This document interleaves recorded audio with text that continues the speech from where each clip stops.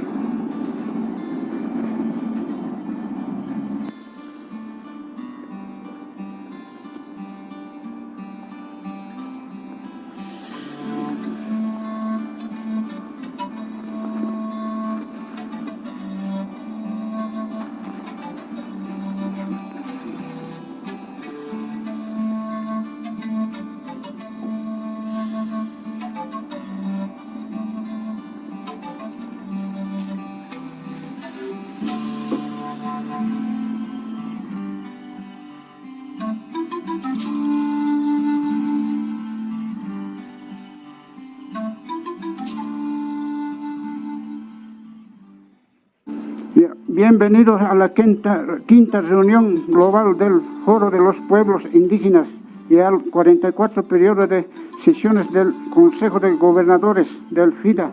Buenos días a todos y todas las hermanas y hermanos asistentes a este Foro de los Pueblos Indígenas del mundo. Irimana Chachila Morrata y Yampo Sajamo Huayna Potosí Chacaltaya Millones Locoyoca Chachila Pachira Chachila Espa Chachila Tata Kamani Tuana Tata Inti Mamaquilla Apos Alias Cabildos Condorere Chachila Nata Sumas que trabajaba con alguien Sumas Yampe por en Caco Ama Atrasopes ni Yaki ni Onco ni Ima Cancacho a ver Santiago Mamita Copacabana Virgen de Orcopiña Mamita de la Paz Mamita.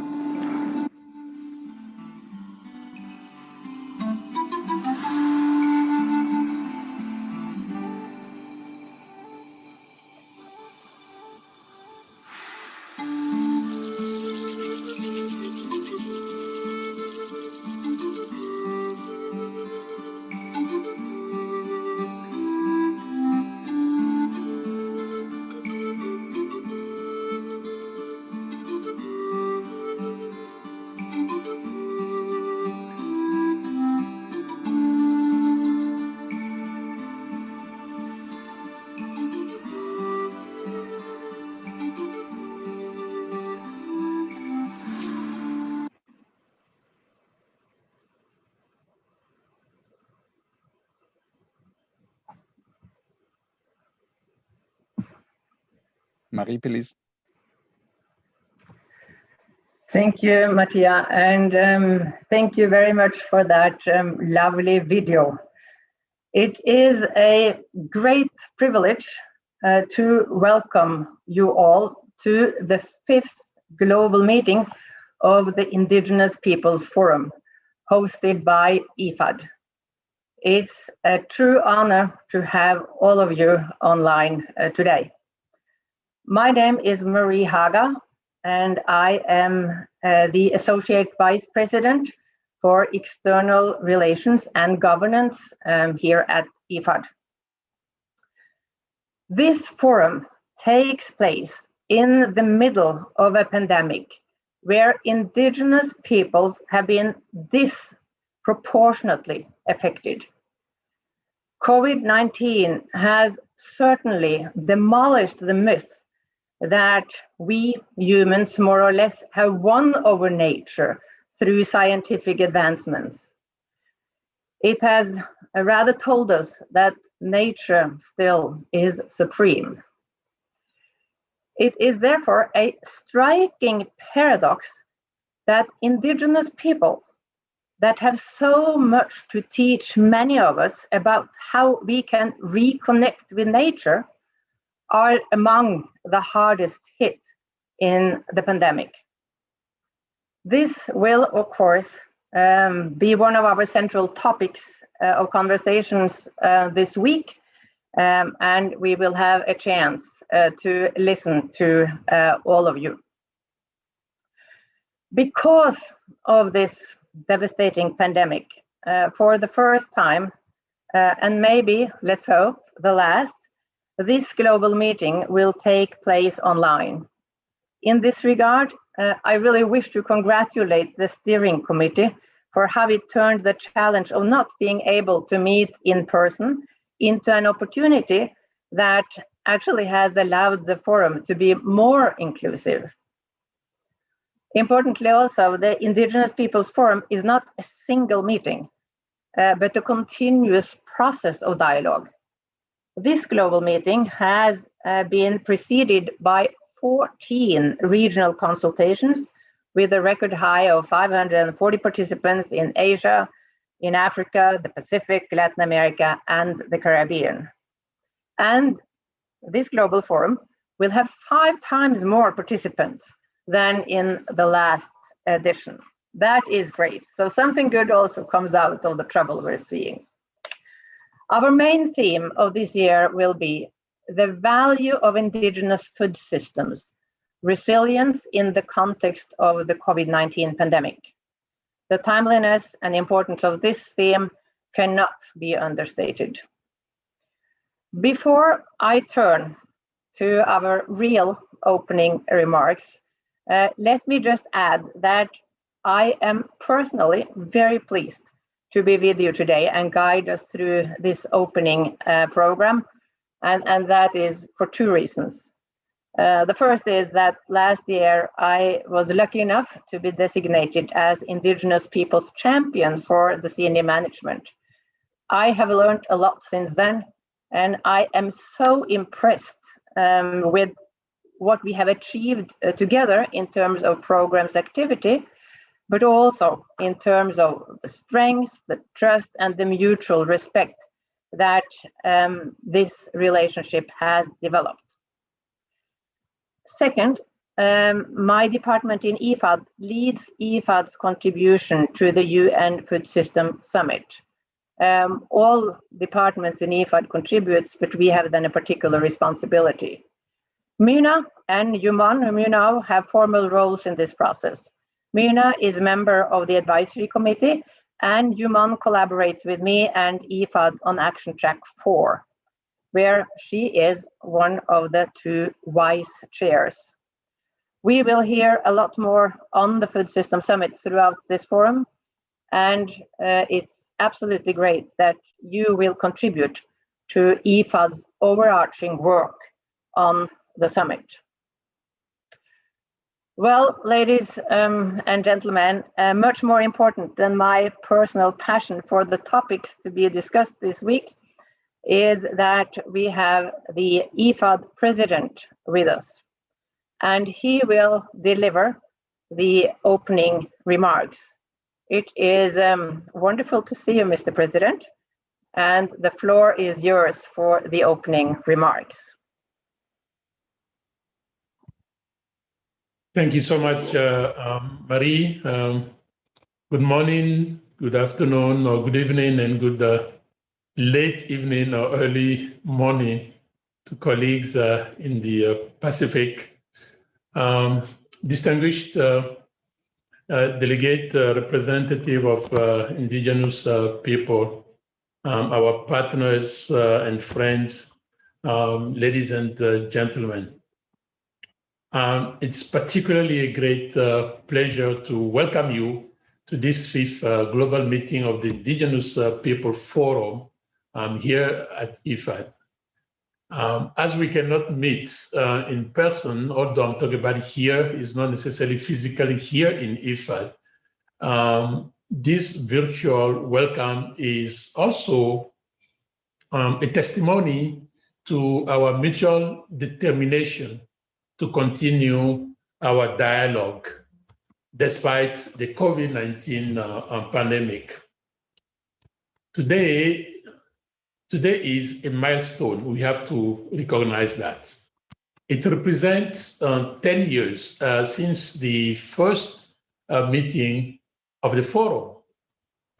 The forum is hosted by IFAD, but in fact is led by Indigenous people. It is a formula that I sincerely believe works. The perspective and the development approaches of indigenous people discussed during the past forum have quite enriched IFAD and IFAD's activity. We are so committed to contributing to a world without poverty, a world without hunger. And we know that the only way to achieve this is together by joining our forces, including you, the indigenous people. Because you are stewards both of nature and of a vast reservoir of traditional knowledge around the world. And that knowledge is critical today because you are recognized and respected as custodians of fragile ecosystems. 80% of the world's remaining biodiversity is found on indigenous territories.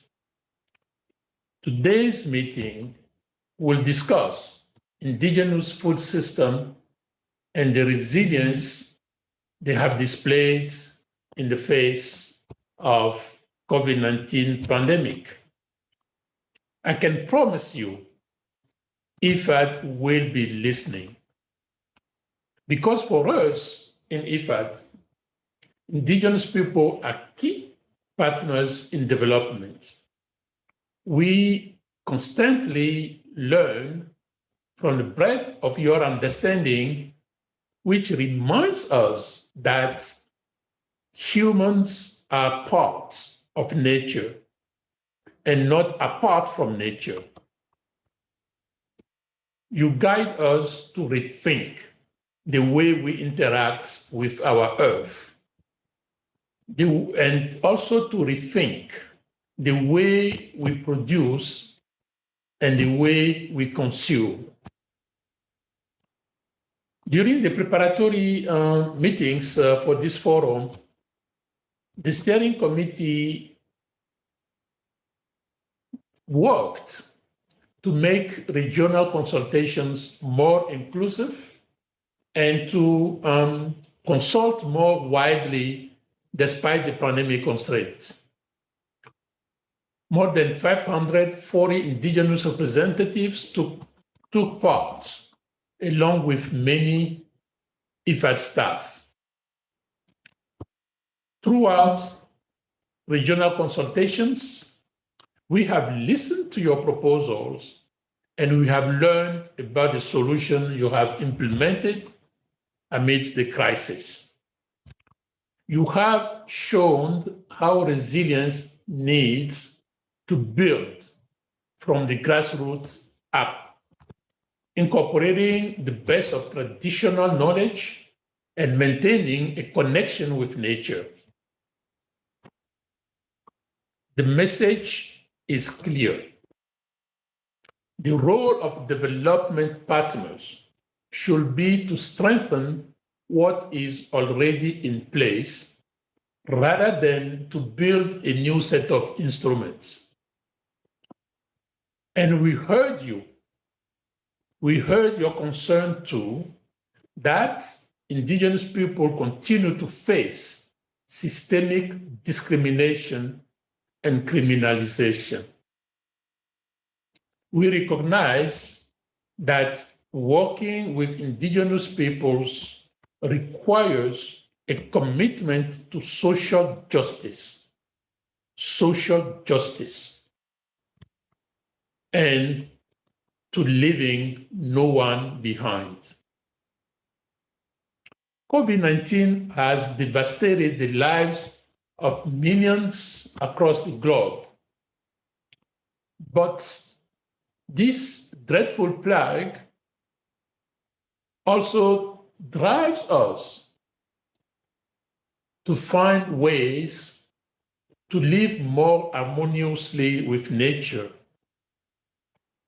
Bringing indigenous knowledge and practices into global food systems can spur new and creative solutions to the challenges we face. especially the climate change.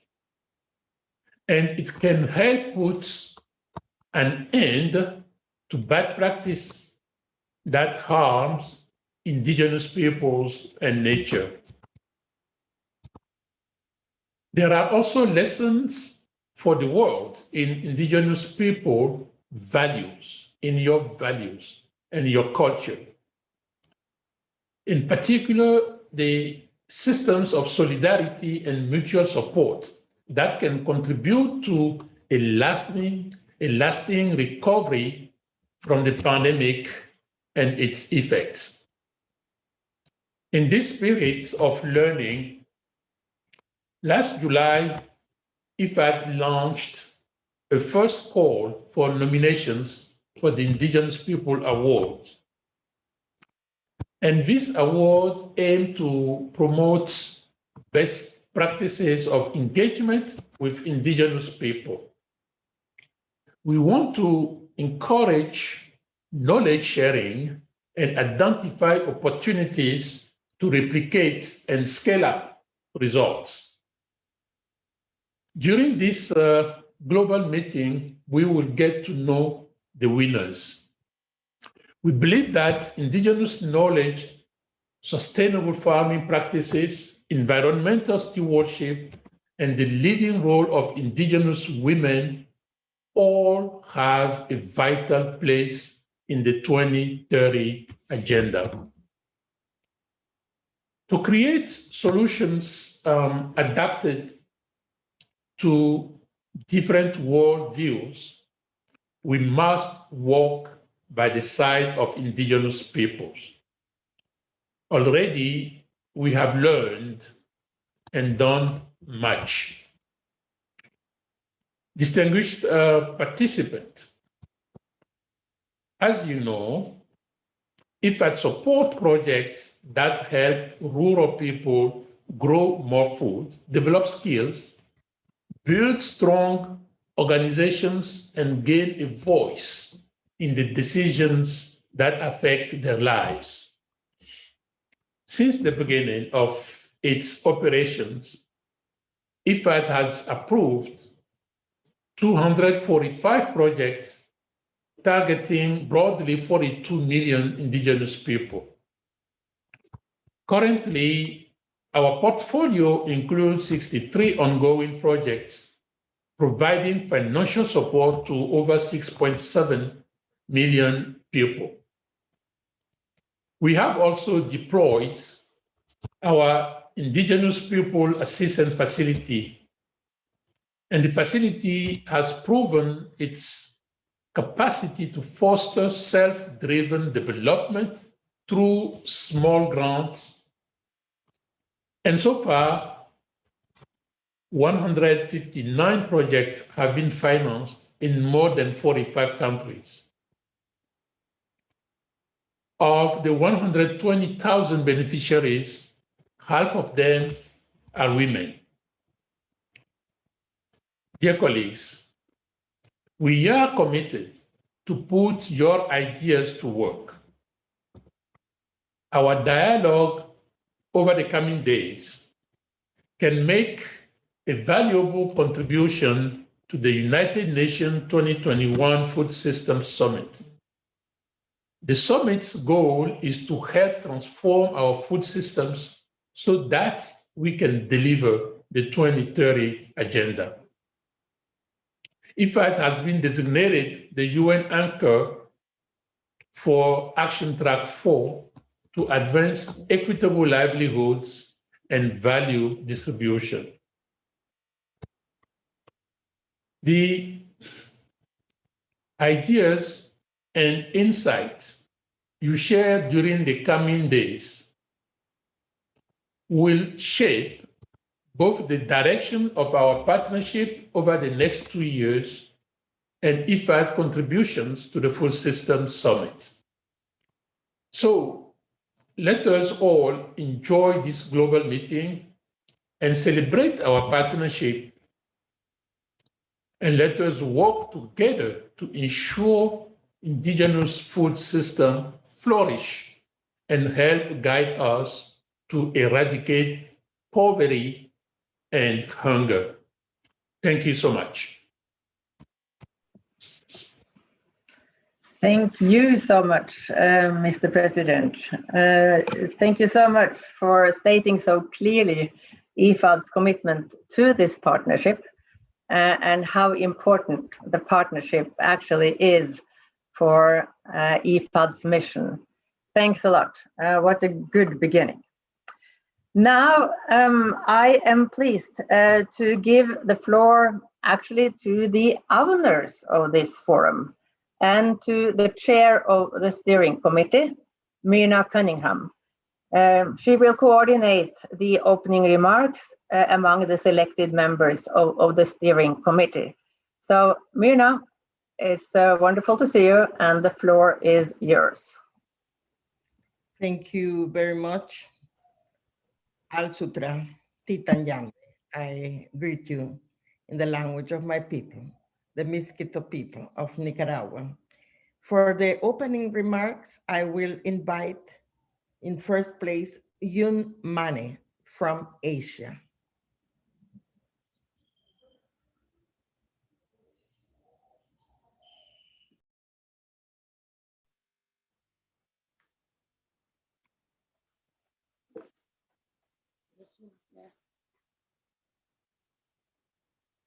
Dear Excellency, sorry, did you hear me? Yes, we can Hello. hear you, Mane. Okay. Go ahead. Thank you, Mina. Dear Excellency, dear ladies and gentlemen, this is the brother and indigenous people throughout the Asia, Latin America, and Africa.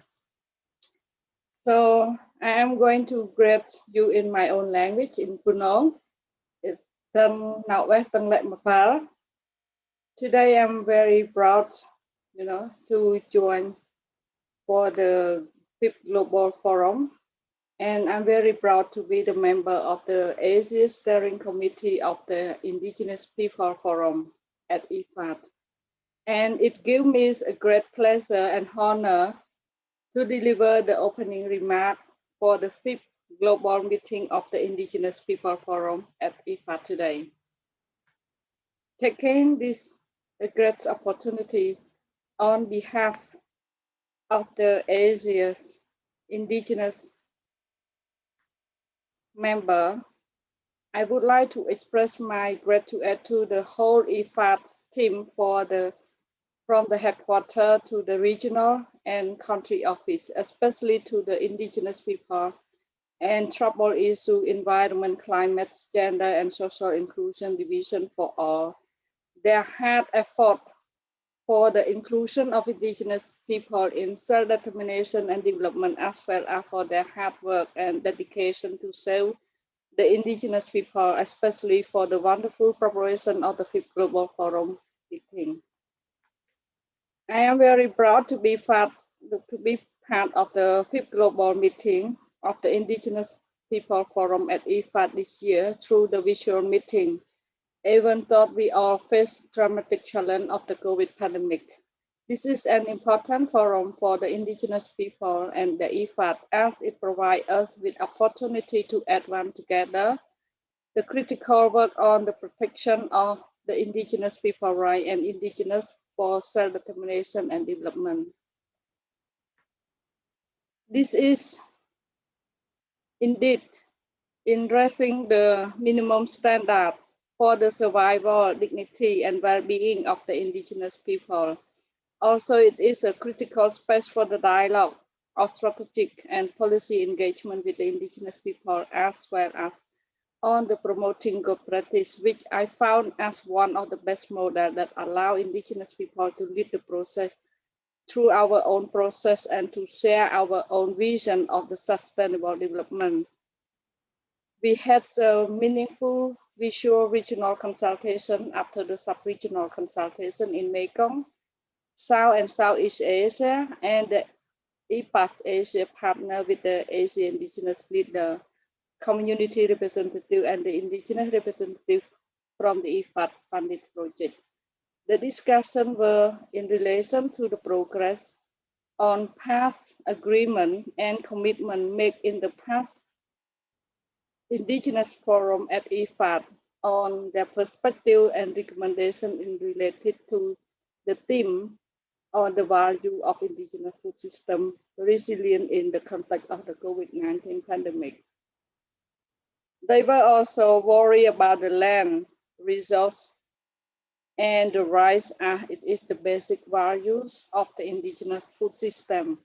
Some participants from this consultation are with us here and will be sharing to us the result from the preparatory meeting here in Asia. So lastly, I would like to wish all of us a successful and productive forum for ensuring the sustainable of the value of indigenous food system resilient in the context of the COVID-19 pandemic. I look forward to seeing the outcome of the Global Forum for further action for the benefit and well-being of indigenous people. Thank you very much. Thank you, Yumon. I now invite from the Pacific, Ulaisia Baya.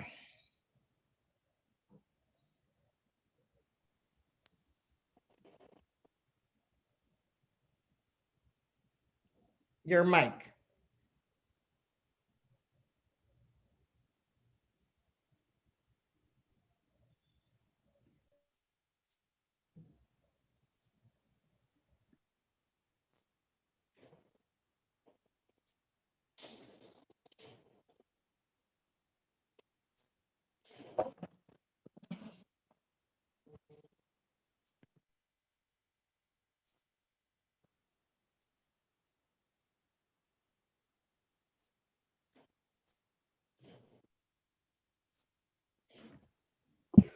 Ulay, we cannot hear you. Your mic, Ulay. The mic is on, but it's not working.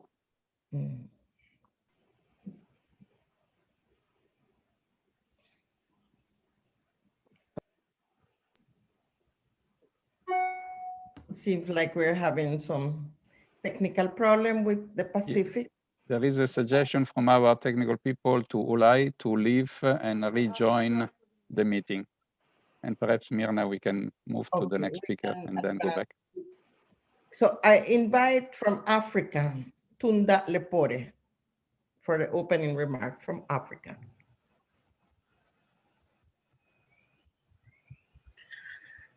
Thank you very much, Minai. Your Excellency, President of IFAD, other excellencies, IFAD country directors, directors of various institutions here today, colleagues from the steering committee, indigenous leaders in different continents, ladies and gentlemen, good afternoon, good morning, good night from all the regions or wherever you're listening from. I want to say in my native language, Endasoba Poge, meaning how are you all or hello all. Thank you all for joining this virtual platform of the 5th Global Meeting of the Indigenous Peoples Forum at IFAD, as we share nuggets of indigenous food systems, resilience in the context of COVID-19 pandemic.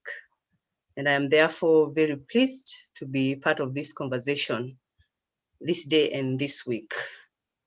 We are here today and this week to work in partnership with IFAD to bring more attention to the indigenous food system and possibly more resources to Africa and other regions so that the continents can overcome this unprecedented crisis facing our Mother Earth.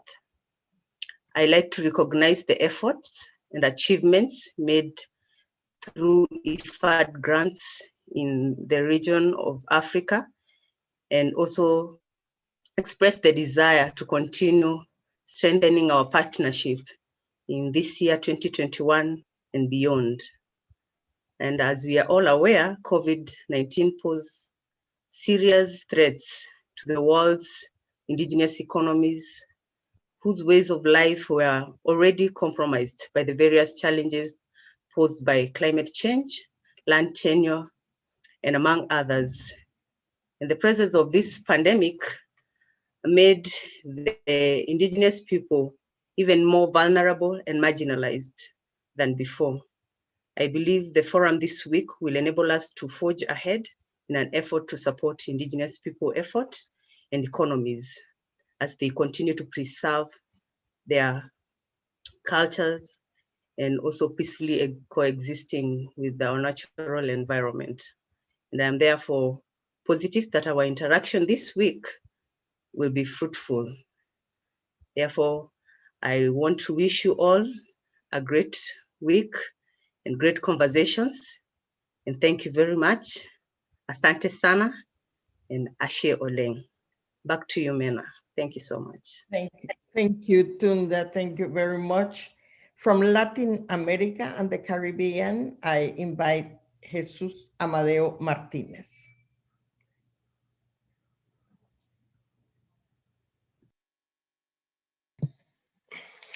Muy buenos días, hermanas y hermanos. Bueno, buenas tardes, buenas noches, como se está diciendo. Gracias, me siento orgulloso de estar en este foro. Decirles de que en América Latina hicimos un trabajo muy arduo, claro, al frente de la doctora Mirna, pues, para sacar conclusiones que nos permitan esta alianza que tenemos con el FIDA, poder construir un mundo mejor para los pueblos indígenas de América Latina y el Caribe. Creo de que es importante decirlo, de que el FIDA está dando un paso adelante de las otras sistemas de Naciones Unidas que nos ha permitido pues ir construyendo, ir armando todos esos los planes también de acción que en cada uno de los países.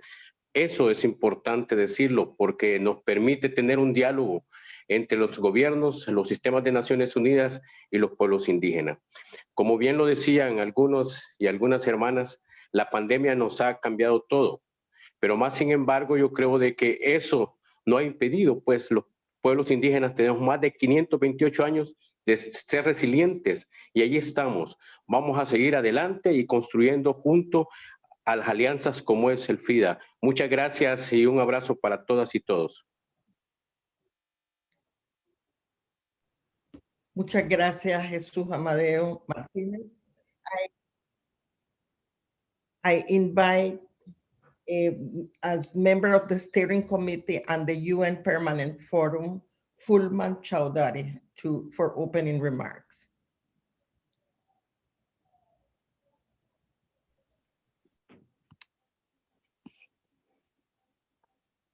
Thank you, Mirna. Can you hear me? Yes, we can. Yeah, thank you, Mirna. Distinguished Chairperson of the Steering Committee of the Indigenous Peoples Forum at IFAD, Dr. Mirna Cunningham-Kane, Excellency Mr. Gilbert Hungbo, President of the IFAD, Excellency Ms. Jenny Hebb, Chief Executive Officer, Native American Agriculture Fund, distinguished delegates, distinguished indigenous leaders, fellow participants, ladies and gentlemen. Let me introduce myself at first. I am Fulman Chowdhury, member of the Permanent Forum from Asia region, and also member of the Steering Committee of the Indigenous Peoples Forum at IFAD.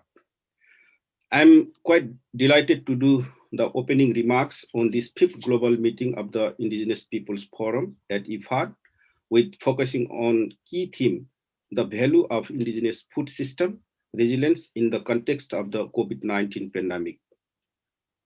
On behalf of the UN Permanent Forum on Indigenous Issues, I express my sincere gratitude, warmest welcome and solidarity to all of you through this virtual meeting. As we talk about the value of indigenous food system, which is key component relating to our traditional land, territories, indigenous knowledge, practices, which are inherently connected with the land, forest, natural resources, biodiversity and ecosystem, traditional governance and practice enriched with indigenous knowledge. As the 2030 agenda of the SDG has ambitiously aimed to leave none behind and to reach further behind, our diverse indigenous community have to be legally recognized by the state in reference to the core pathways of the UN Declaration on the Rights of Indigenous People. We indigenous people are greatly affected by poverty, systematic discrimination, and exclusion from political, social, and economic decision-making. In all regions, we still witness wide gaps between human rights commitments and realities faced by indigenous peoples. That's why the objective of the indigenous leader is to have an action-oriented outcome for realization of the rights of indigenous people at the national and international level, in line with the implementation of the UN Declaration on the Rights of Indigenous People. Hence, focusing the theme of this meeting is an opportunity to develop with indigenous people a practical roadmap leading to stronger action to promote and protect the rights of indigenous people. This can include action plan to implement the UNDP and further promotion of ILO Convention 169, as well as implementation of the recommendation made by UN Permanent Forum. This is now the opportunity for us to take action on driving state in fulfilling their international human rights obligation. I truly believe that the meeting will be able to address core indigenous issues that are connected with the value of indigenous food system, sustainable development, justice, peace, and dignity around the globe. Finally, I thank you once again who are connected through this virtual meeting from every corner of the globe. I look forward to work together in every step and hope this fifth global meeting will develop concrete vision for our community. And also, I wish we will have fruitful meeting. Thank you. Over to you, Myrna. Thank you, Fulman. I see Ulay has been able to reconnect, so we can listen to the opening remarks from Pacific.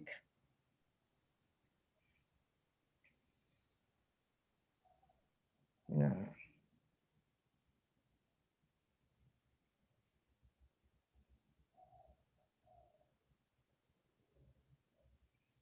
No.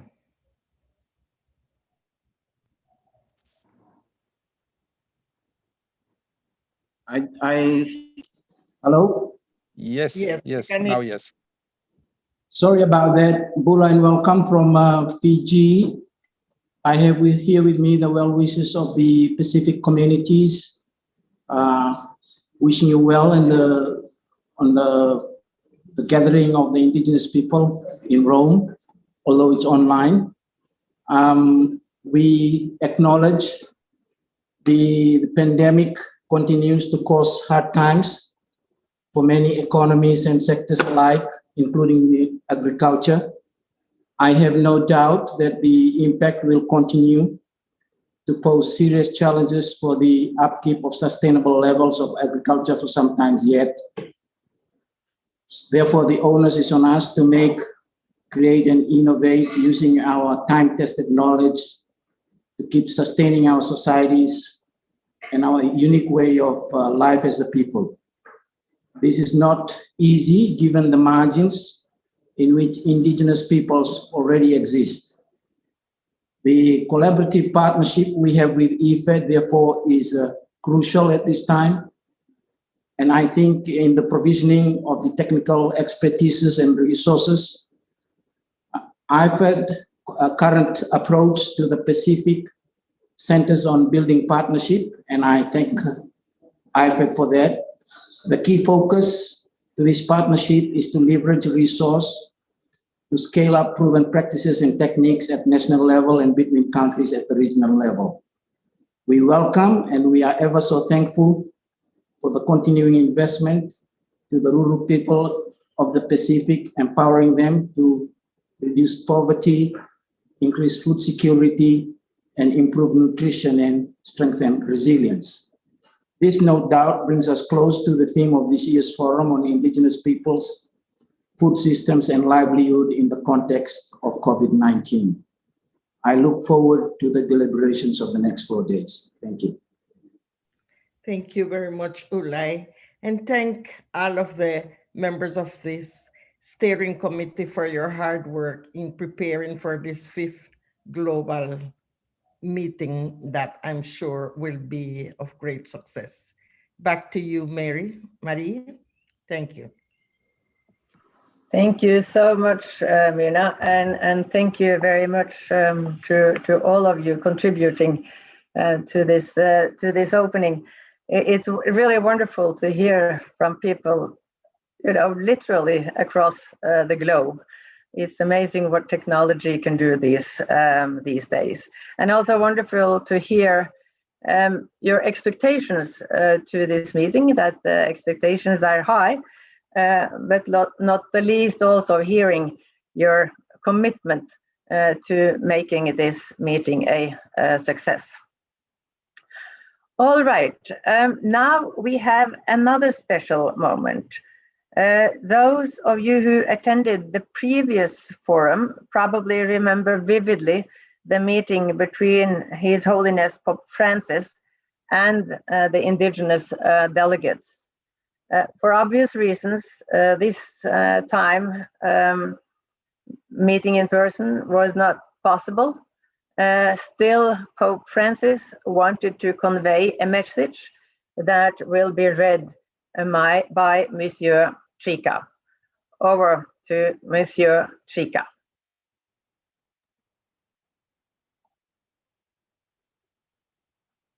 Deseo saludar a todas las personas, a los representantes de las comunidades indígenas, a todos los organizadores y participantes en esta 5ª reunión, en este 5º foro de los pueblos indígenas organizado por el FIDA.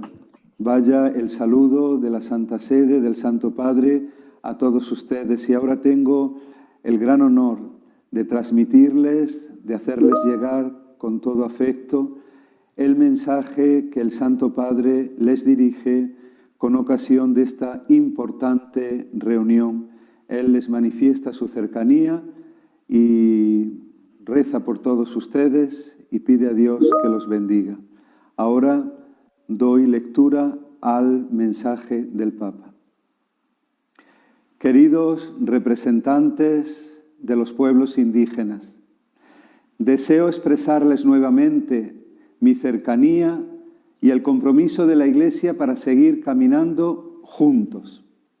Juntos para manifestar nuestro convencimiento de que la globalización no puede significar un uniformismo que ignore la diversidad e imponga un nuevo tipo de colonialismo.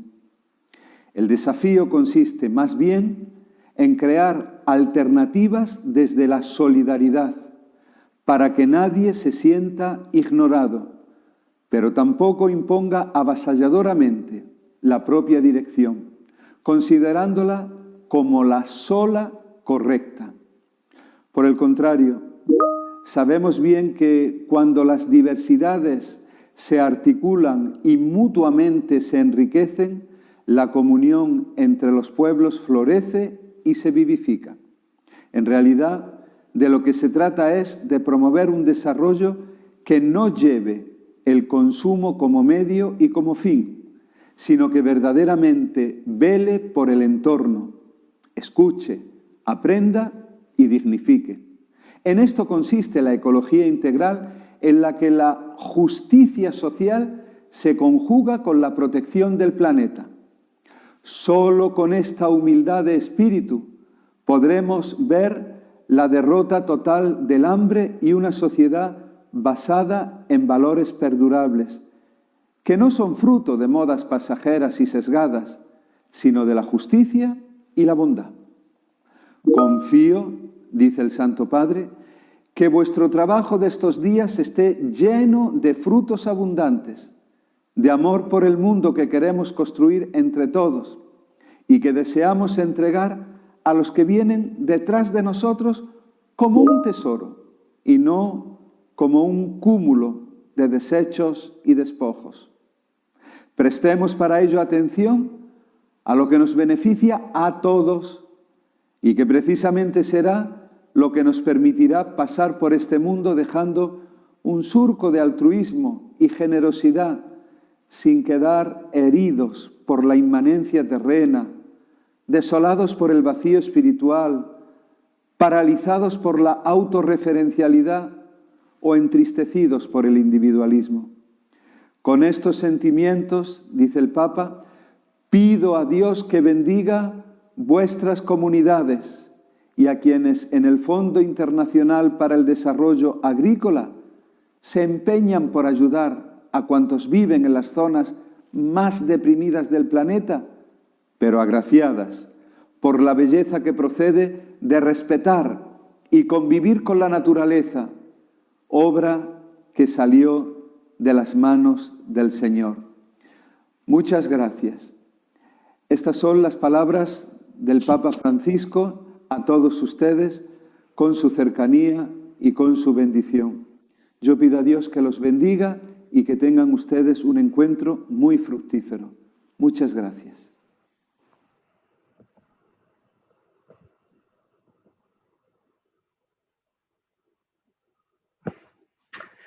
Well, ladies and gentlemen, as always, the words of Pope Francis are calling us to deep reflections. Let's treasure them during the deliberations of this forum. With His Holiness's encouragement and blessing, I am now extremely pleased to introduce our keynote speaker, Janie Sims Hipp. Janie is a citizen of the Chickasaw Nation and currently serves as the CEO of the Native American Agriculture Fund, a private charitable trust focusing on providing support for the continued success of Native American farmers and ranchers. The trust was the outgrowth of a decades-long litigation involving discriminatory lending practices and is the largest philanthropic organization in the United States, focusing solely on native farmers, ranchers, fishers, and food systems. She has over 35 years domestic and international experience in agriculture and food law and policy. We are delighted to have you here with us today, Janie, and I turn the floor to you.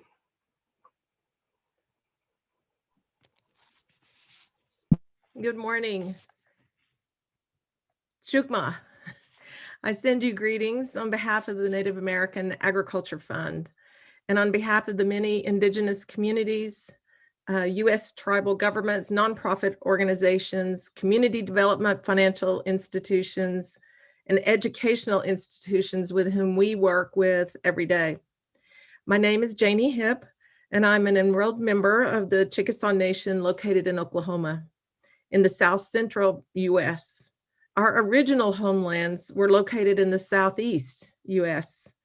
We were removed from those original homelands in the late 1800s rather than continue in conflict with the U.S. over access to our lands we had occupied for centuries. We were and are an agricultural people. Our transit to our new lands was fraught with disease, death, and significant upheaval, and yes, pandemics, all in furtherance of the doctrine of discovery that became the central tenet of U.S. federal policy towards indigenous peoples. But I am not here today to relitigate the past. There are many of you who will do a much better job of that than I ever will, even though I am a trained lawyer licensed to practice agriculture and food law within the U.S. I'm here to consider the future. I want to thank you for your leadership at IFAD, your president, your team, both in Rome and in the U.S. And most importantly, I want to thank each of you for including me in this important event. Our organization, and yes, I, have long felt it important to connect with other indigenous organizations within communities and also with organizations such as IFAD because we believe there is significant value in doing so. The first time I was ever exposed to IFAD, I was invited to participate in an event at the UN at which IFAD representatives spoke. Many of you were there. The individual who was to become my chief financial officer and investment officer at our fund, was with me. We commented about how important it was for us to reach out to IFAD and establish communication with you. At that time, he was serving as the special trustee, a position which is nominated by the US President, confirmed by the US Senate, and which is responsible for all investments in federal accounting for funds set aside for Indigenous peoples in the US. The role of special trustee did not always exist as a fixture in federal US Indian policy. It was created after a significant period of litigation brought by Indigenous peoples against the federal US government for management or mismanagement of the investments of and monies that are to be used to support Indigenous people and Native US tribal nations. The reason I bring that up today is that the Native American Agriculture Fund came from a similar past. It was created after almost 20 years of litigation against the federal government, specifically the United States Department of Agriculture, because as Indigenous peoples, farmers, ranchers, and fishers, we were trying to obtain working capital to purchase lands, equipment, farm animals, and all the tools that go into successful agriculture development. Our people were met with discriminatory treatment. In their attempts to gain capital, they were turned away at the door, not even allowed to apply for loans. And when they were provided loans, they suffered discrimination in the servicing of those loans. In other words, they were not treated the same as their white farmer and rancher neighbors. And through that, their lands and their means to feed themselves and their communities were placed at risk. A lawsuit was filed in the federal courts to challenge this behavior and treatment. But from this denial of resources has sprung a new effort, our fund. Our fund emerged in the settlement of the 20-year lawsuit in the US federal court system. And among other things, the settlement created a spin-down trust fund of over $270 million to be used to support the success of Indigenous farmers and ranchers and their food systems. Our funds must be fully expended in 20 years by the year 2038. Our funds can only be used for agricultural education, business assistance, technical support, and advocacy. Our funds can also be used to support Native agriculture through grants made to nonprofit organizations, educational institutions, tribal governments, and community development financial institutions. We are not allowed, under the terms of our trust, to provide resources directly to farmers or ranchers in the form of either loans or grants. We must work through intermediaries. We can also convene, support, facilitate, co-create, leverage, and find creative ways to further Native agriculture. We have only been open for business since 2018. We have 17 years left in our life, and time is of the essence as far as we are concerned. It is important for us to do whatever we can and not waste any time. So what have we done so far?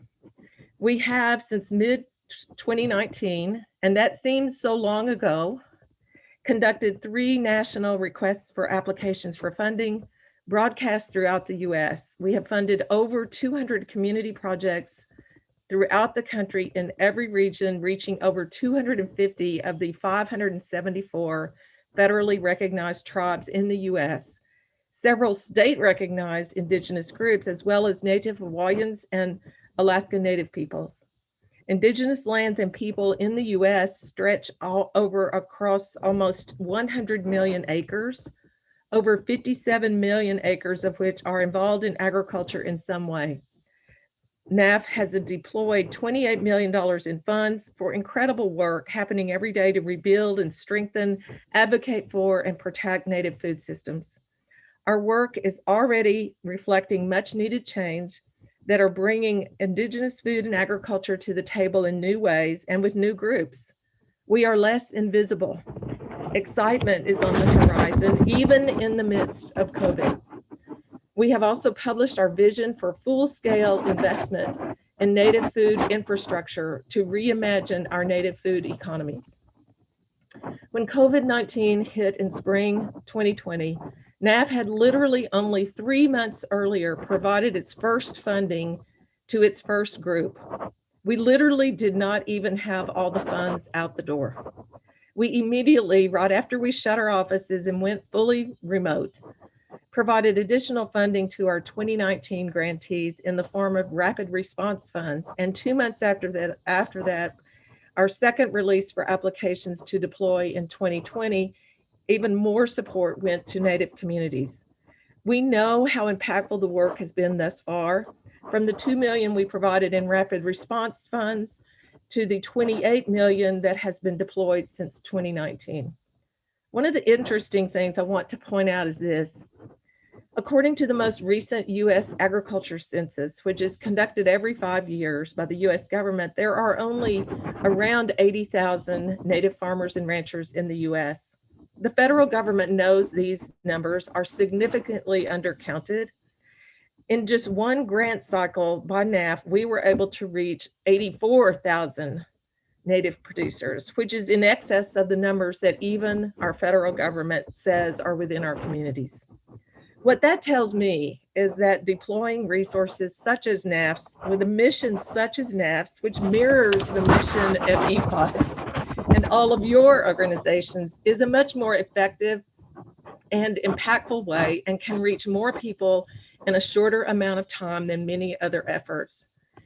I'm not one of those people that believe we should turn our backs on government funds or only rely on private foundations or private investors to provide resources for our communities.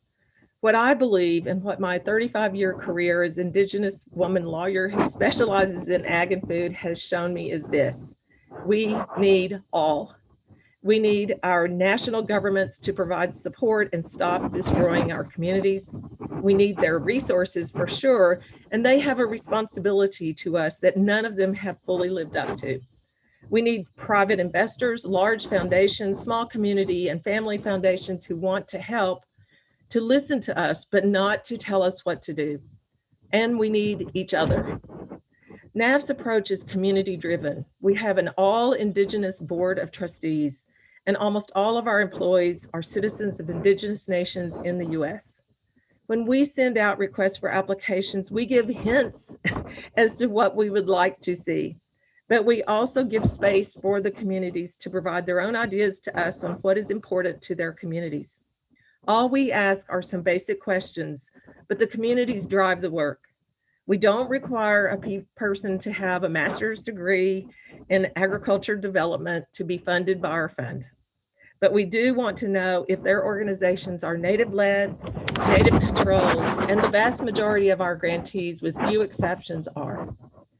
When COVID-19 happened, we saw exactly what many, or I would say almost all of you saw. We saw our communities hit the hardest. We saw high numbers of deaths and illnesses as the pandemic swept through our communities. We saw basic sanitation and prevention supplies unavailable to our communities.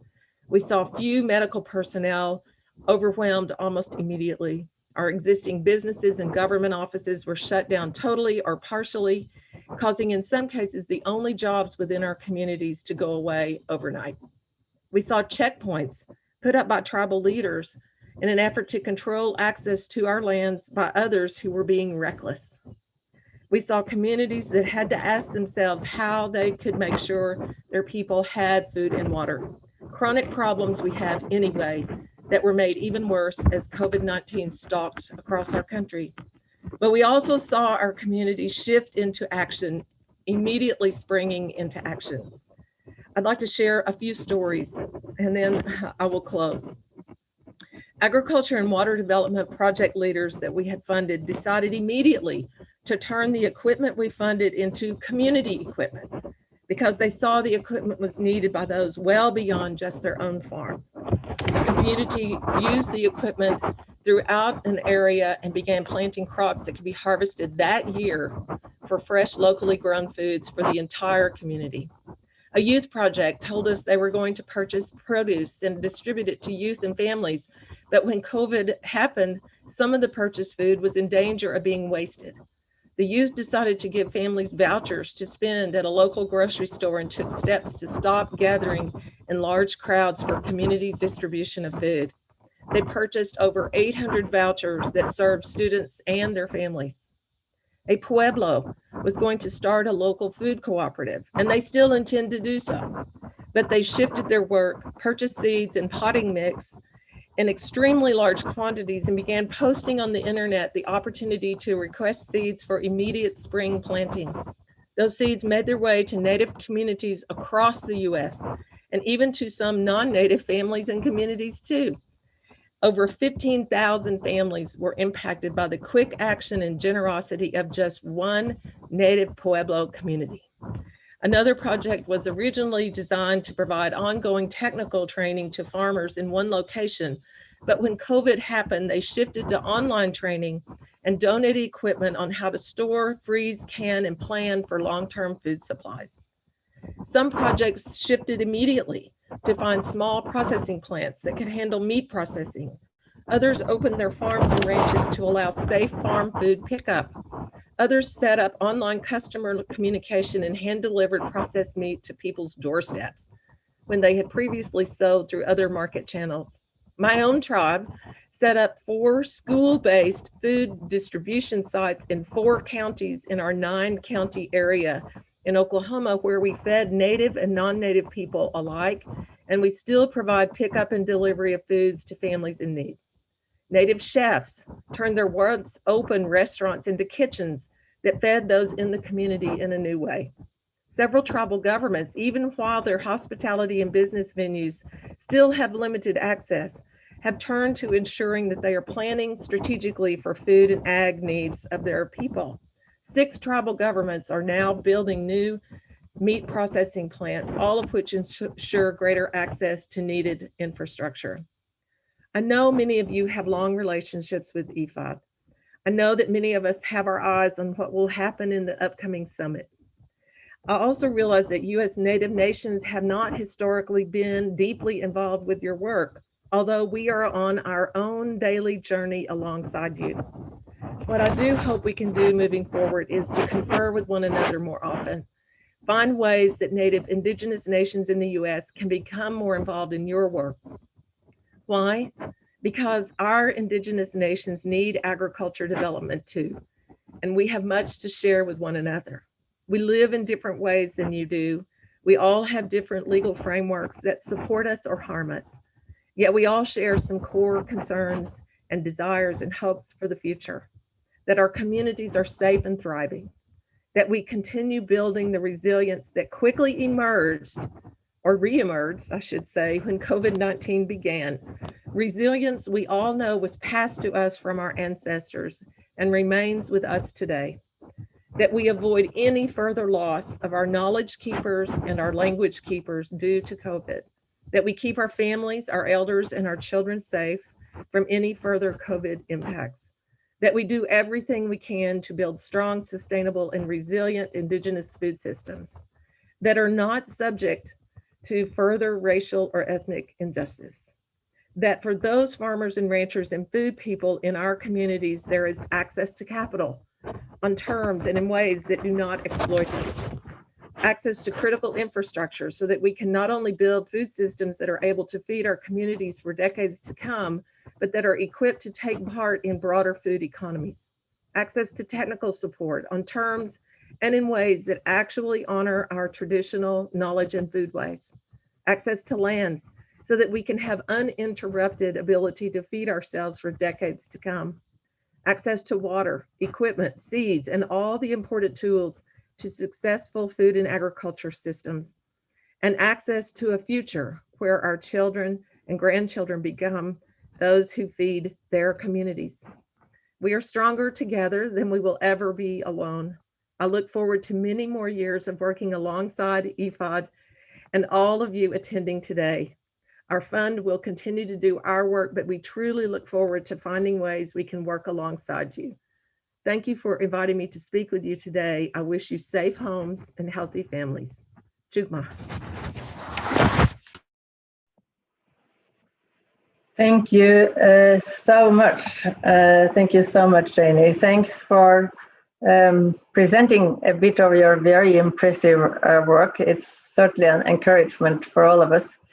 And grateful for your invitation to expand our cooperation even further. So let's continue to speak about that. Thank you so much. We're up for a good start of this meeting, I think. And now, a bit of business also needs to be done. We now have to formally approve the agenda for the forum. The agenda has been proposed by and discussed within the steering committee and shared with all the delegates. So let me just very, very briefly outline the agenda.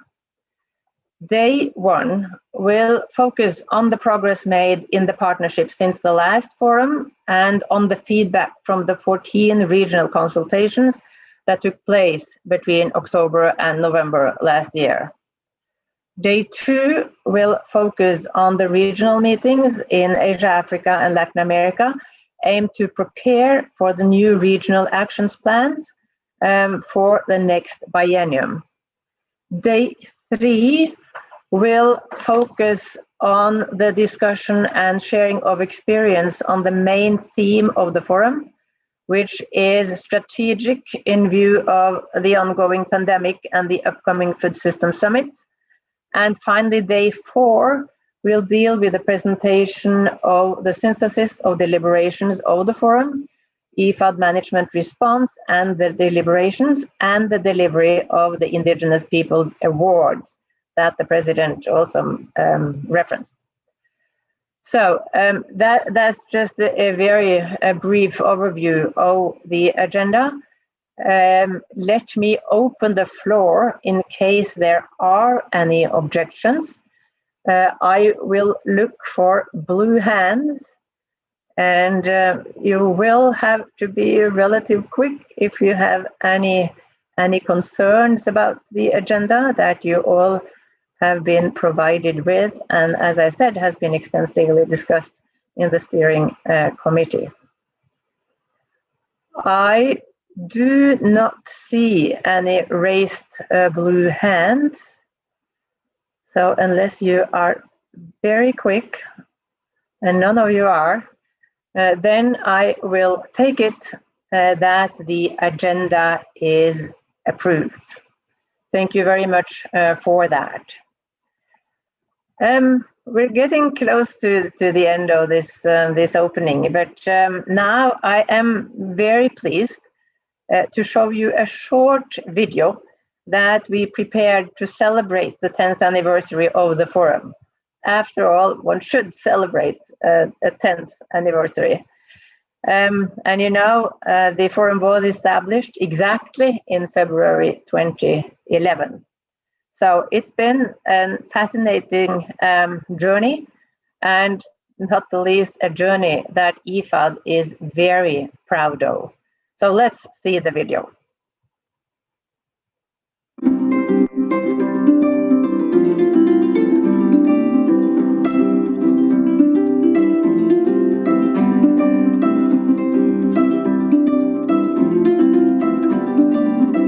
We convened a brainstorming session on the side of UN Permanent Forum in 2010 to listen to indigenous leaders on how to establish platform of dialogues where they could express their voices and support also our organizations in improving our work on the ground with indigenous people. So they told us what they wanted to see a forum at IFAD.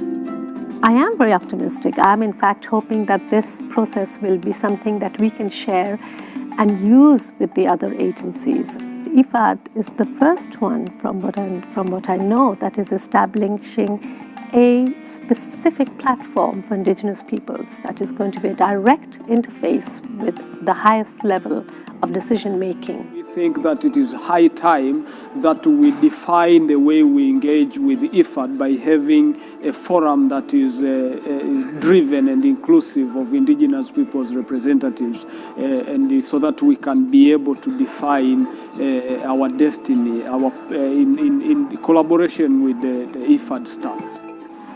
Hace apenas 80 años, el primer líder de los pueblos indígenas, llegó a Naciones Unidas y no le abrieron las puertas.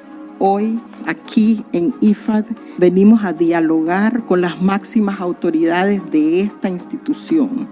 Han habido muchos cambios. This is a partnership. You make commitments, we make commitments. So really what I would like to do is to applaud you. You've done this. This is terrific. Congratulations to you.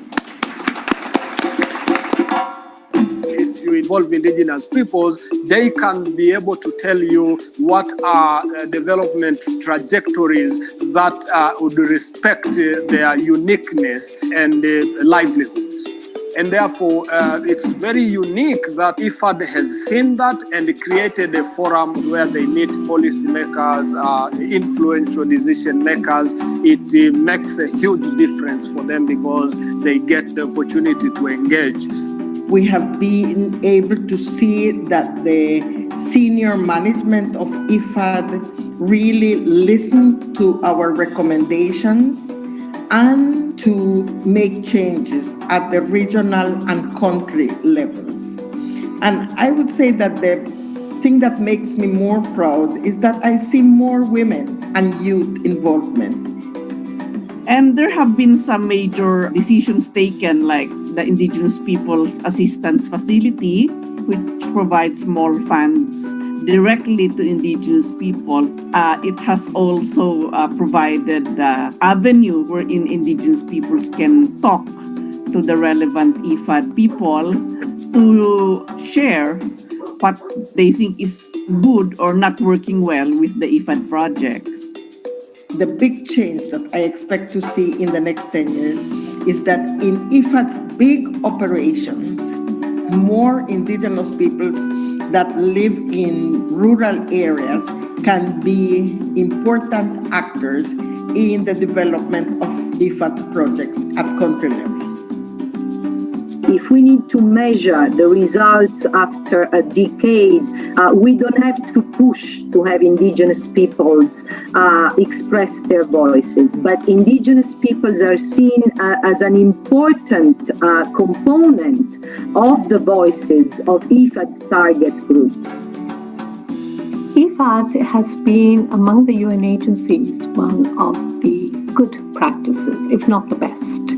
IFAD has institutionalized the partnership with Indigenous peoples, and it's wonderful that it's 10 years later. You will be celebrating the 10 years of the Indigenous Peoples Forums.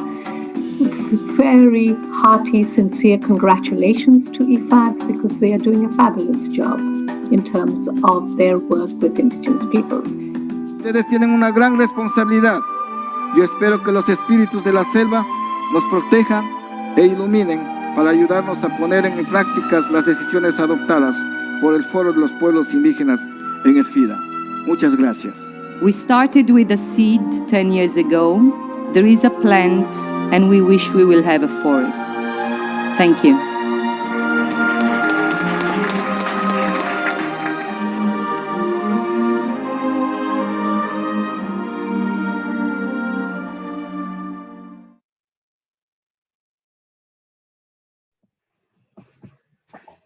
As I said, a proud history for IFAD.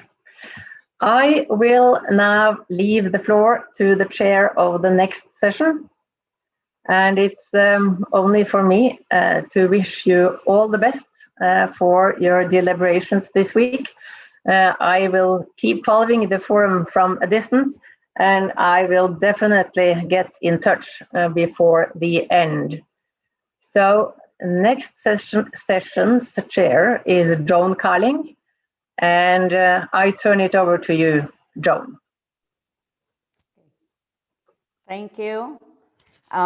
Yes, that was a very inspiring opening program, and also a reassuring commitment again from IFAD in its partnership with Indigenous peoples as expressed by the president of IFAD. It's also inspiring to hear from our keynote speaker, Jenny, and I wish that on behalf of all of us here, to extend our deepest solidarity and prayers to all our brothers and sisters suffering from the pandemic in the US as well as in other parts of the world. Now we're moving to the more substantive part of the program after a very meaningful and remarkable opening. So this will be on the trends and developments in IFAD's partnership with Indigenous peoples. So there will be presentations from IFAD as well as from Indigenous peoples representatives, particularly presenting the results of the preparatory meetings. But before we proceed to our speakers, let me just make some announcements. First, for every presentation, there will be a brief Q&A after each presentation or a cluster of the presentations. This will be particularly after the presentation of Mattia of IFAD, and after the presentation of the EPAF, and also after the presentation of the different regions. So for this section of the session today, you can use the chat box for your questions or comments, or use the button of raise your hands, either in the participants, if you can see the button from there, or if you're using a new Zoom link, you can check the button of raise your hands in the reaction button, where you can then register your hands if you want to ask a question. But since we are running late now, I request everybody to be brief in their comments or questions later. As we have also many speakers for this session, may I request all speakers to be considerate of others by strictly following the time limit. We are running late by 20 minutes. So I hope and I expect your cooperation to respect our time, so that all the speakers will be able to speak and we still have time for the discussions. So for this session, we will start with a presentation from Mattia, who is the lead technical specialist, Indigenous peoples and tribal issues. So Mattia, take the floor. Thank you, John. Warm greetings to everybody once again. Yes, we are a bit late. Still, the challenge is that I have many things to say, but I'll do my humble best to be quick. So, as we know, we are here. Okay, we are here in this forum to continue our dialogue and to strengthen the partnership that we have established. The video just came right on time, and using the words of Antonella, we have the forest and we want the forest to keep growing. And the key deliverables, just as a reminder of this forum, will be the final synthesis of deliberation that will be presented to the Governing Council, and the regional action plans that will be discussed tomorrow during the regional meeting. So the purpose of this presentation is to show the progress compared to the last two deliverables that were discussed 2 years ago. And I will make a reference to the specific recommendations that were given to IFAD, even if the synthesis of deliberations included also recommendations to government and recommendations to indigenous organizations themselves. So the first one, which is also instrumental to explain how IFAD operates, is that the recommendation regarding increasing investment and support to indigenous organizations has materialized into 20 new projects that were approved for a total funding of 285 million. These are estimates, and I will explain you why. In addition, we approved also 6 grants at country, regional, and global levels for about $9 million. We have also mobilized just before Christmas, and we are very thankful to see the supplementary funds that will be useful to finance the next cycle of IFAD funded projects. And also we are still exploring ways and means to facilitate access to climate financing by indigenous organizations. Talking about the projects that were recently approved, This is the map showing where they are located. And these are the names of the project. They are presented between Asia, Eastern and Southern Africa, North Africa and Europe, West and Central Africa, and Latin America and Caribbean.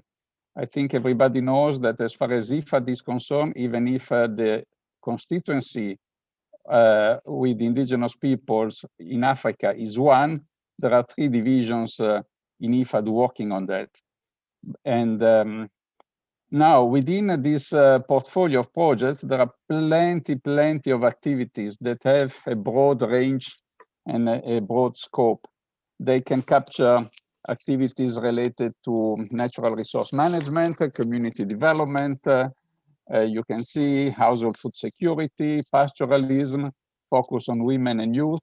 And at the same time, all the projects are trying to be designed in full accordance with the 9 principles of engagement stated in the IFAD policy for indigenous peoples, which include the respect of self-driven development, the implementation of free, prior, and informed consent, and so on. Next, we have a few numbers related to our portfolio.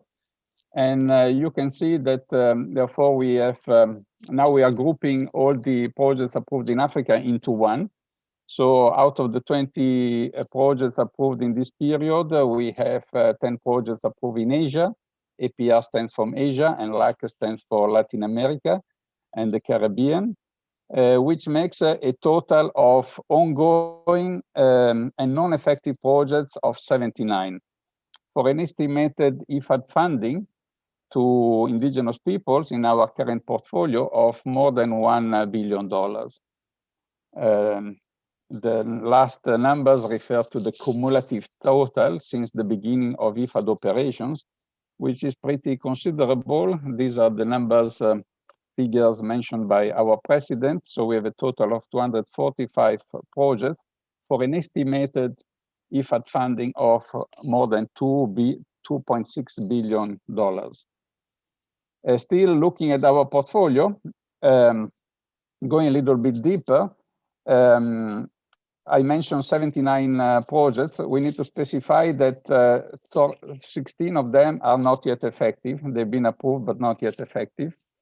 In terms of maturity of our portfolio, it's also important to know that 50%, almost 50% of them have already been implemented for 5 years or more. This means that the portfolio is quite mature.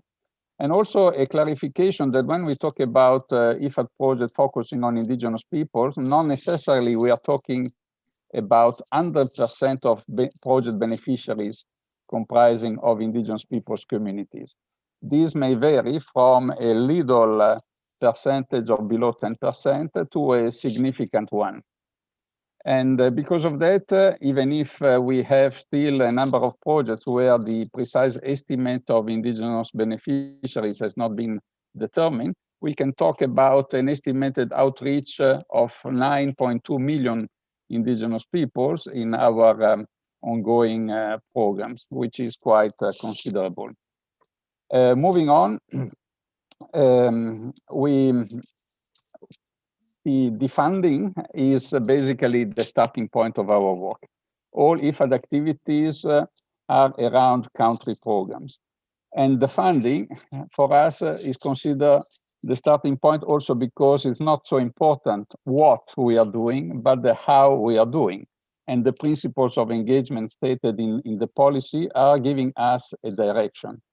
And when we talk about the quality of our operations, the principle of self-determination comes up front. That's why it's very important that we have consultations, first of all, in preparation of our country strategies, then consultations, a real engagement during the preparation of new design, real engagement during the implementation, and then other activities which are as important are engaging indigenous peoples in policy dialogue at country, regional, and global level, the implementation of free, prior, and informed consent, and all the other activities that are listed here. I feel a little pressure on time, but as you know, all the documents that are going to be presented during the forum will be posted. In any case, because we are going to follow on the other recommendations, I will go back to some of these points later on. But the main principle here, the main point here is that really country programs are basically the core of our work, because through investment projects, we have a chance to sit at the table with government to have an opportunity to have a dialogue on policy issues and all the issues which are relevant to the development of indigenous communities. Moving on, we have also a list of grants, which I mentioned before. Again, also for grants, we are not talking about grants which are focusing exclusively on indigenous communities, except probably the last one, which was approved for AMAN, which is this Federation of Indigenous Organization in Indonesia, and it's a grant aimed to improve access to renewable energy. But still, and also the previous one with International Land Coalition, which has a global focus, it's very strategic. But anyhow, these are also the other, they are related to the other financing instruments available by IFAD. Moving on, we have the most important grant funding provided by IFAD, which is about the Indigenous Peoples Assistance Facility. This is something that is really important because it has a highest element of ownership. It's a facility that allows IFAD to finance projects directly designed and directly implemented by indigenous communities. So these are small-scale projects which have an holistic approach. The facility is flexible. Therefore, we have different projects responding to different needs and priorities, focusing on food securities, issues related to access to land and territories, climate change adaptation, and so on. At present, because more or less every 3 years, we issue a new call for proposal. At present, we have 35 projects ongoing that were approved, with a nice balance between Africa, Asia, and Latin America. While we are already planning for the next global call that will be launched in 2021. Regarding EPAF, here again, there is the geographical location of the ongoing EPAF project, but I will not spend more time since there will be 3 presentations from Jackie, Ioannis, and Ruby, who are directly engaged in supporting the implementation of EPAF projects, and they will tell us more about that in a while. So moving back to the other recommendations, which all build on the activities in investment projects in our country program.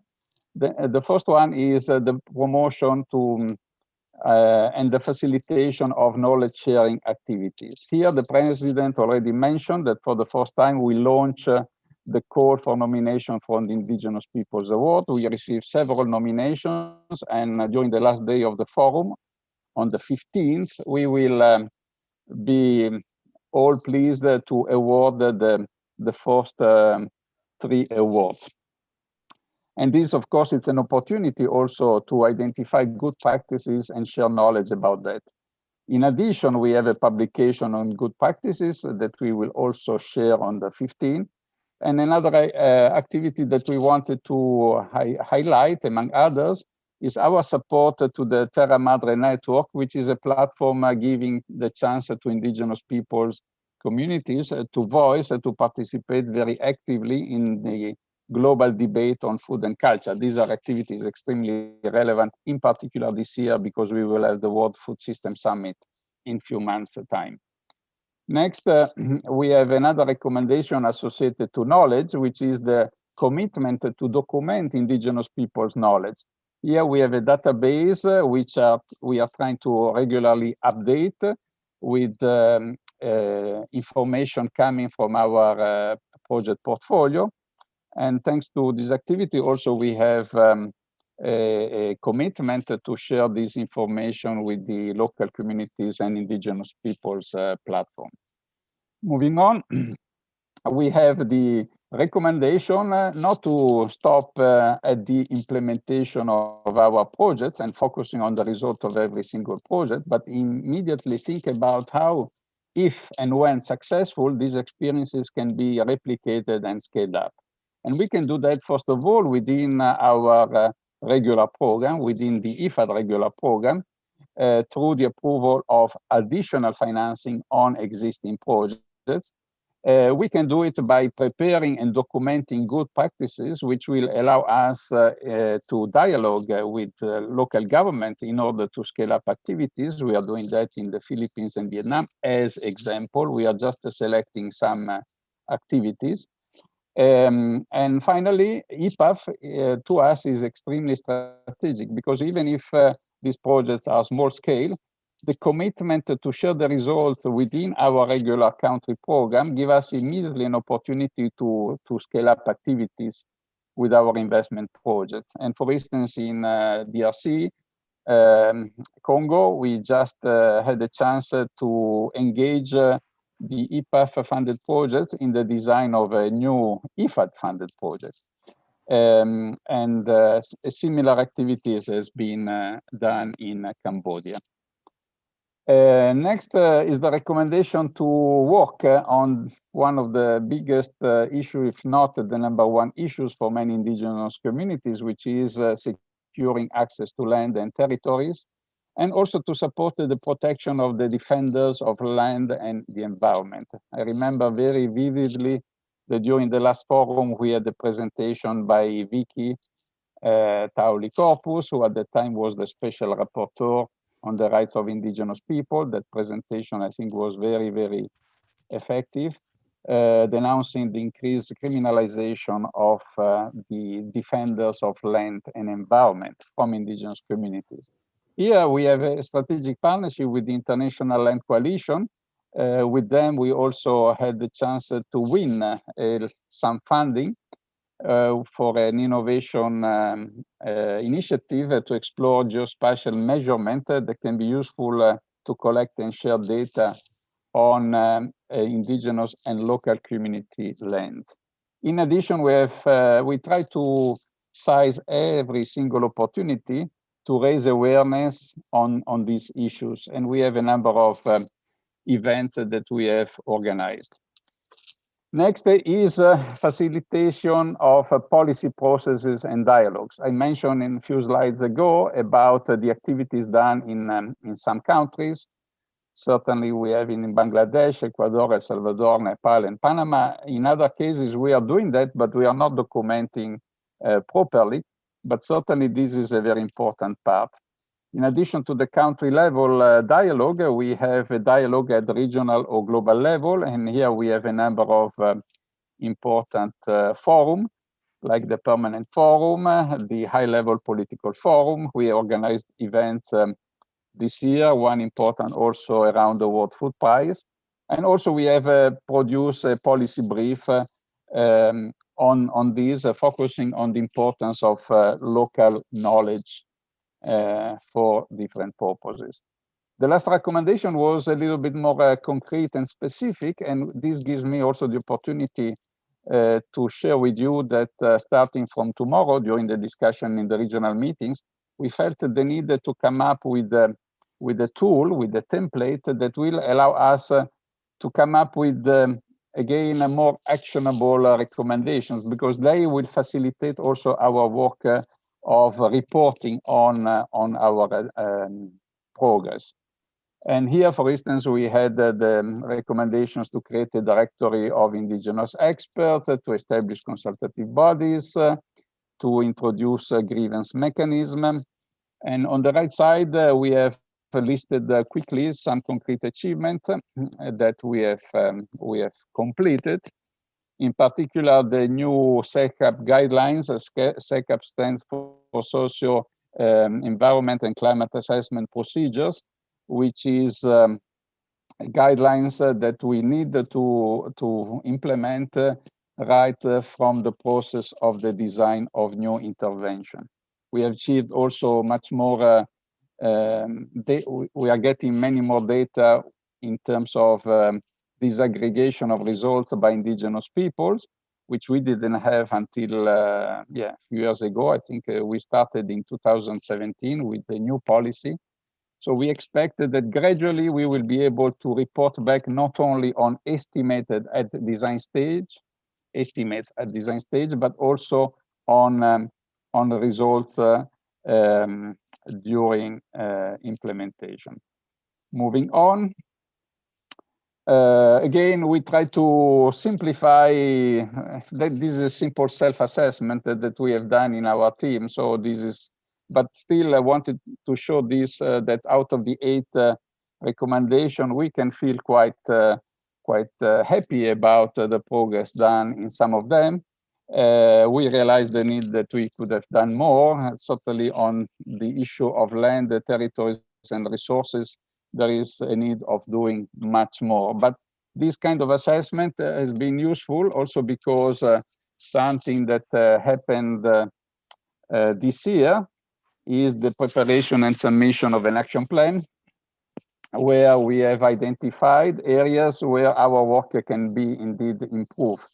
We have identified 4 action areas: the support to IFAD country programs, additional training and capacity building on implementation of the IFAD policy, increased evidence-based knowledge management, and then a strategic partnership and resource mobilization. Some of the deliverables for this year, 2021, are listed there. We believe that the IFAD policy, which is good, needs to be disseminated and known even more. The free, prior, and informed consent, also the implementation can be improved.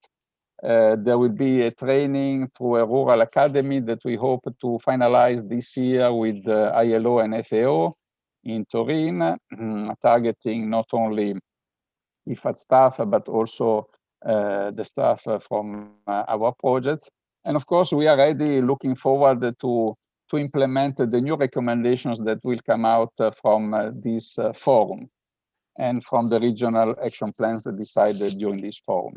The last slide is also very important because, as you may know, we are about to complete, hopefully, a successful 12 replenishment. We already had a number of meetings and negotiations. And for the first time, indigenous peoples representatives, together with representatives from farmers' organizations and rural youth, were involved in these negotiations.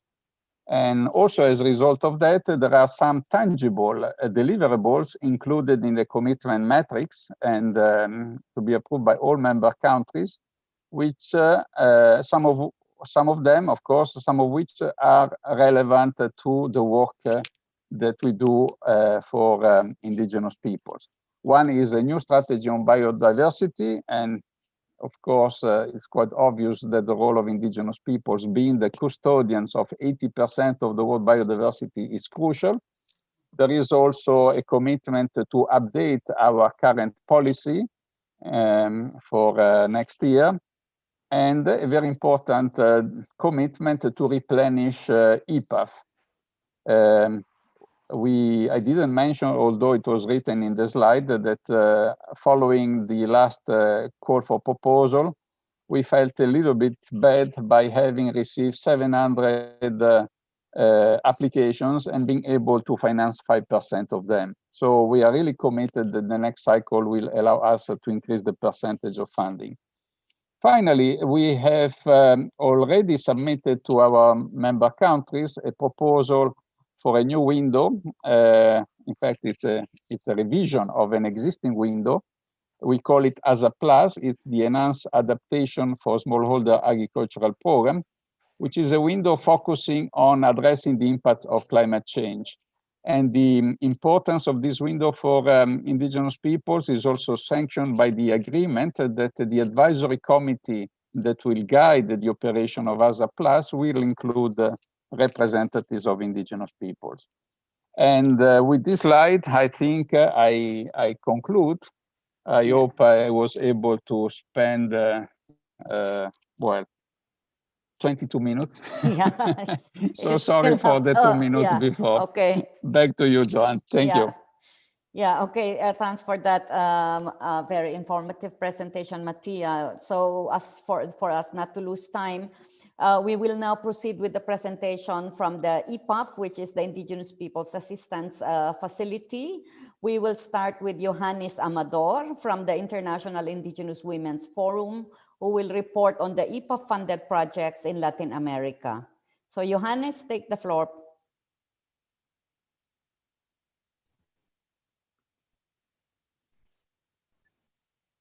Okay. Bien. Sí.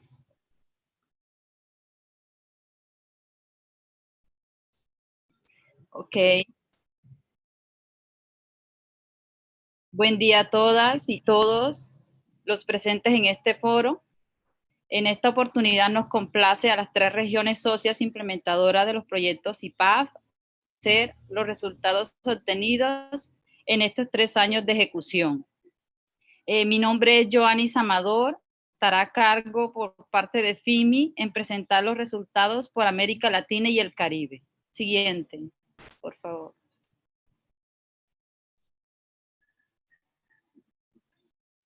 Un momento que veo la... Ok. Antes de empezar a hablar, me gustaría comentarles qué es el Foro Internacional de Mujeres Indígenas. El Foro Internacional de Mujeres Indígenas es una red global que consolida a organizaciones de mujeres indígenas de todas las regiones geoculturales, en donde buscamos promover los derechos humanos individuales y colectivos de las mujeres indígenas en África, Asia, el Pacífico, el Ártico, América. Siguiente, por favor. A su vez, el Foro Internacional de Mujeres tenemos 4 programas, pero es el brazo económico y filantrópico, el Fondo AINI de Mujeres Indígenas, en donde seleccionamos, implementamos, monitoreamos y evaluamos los proyectos IPAF. Siguiente, por favor.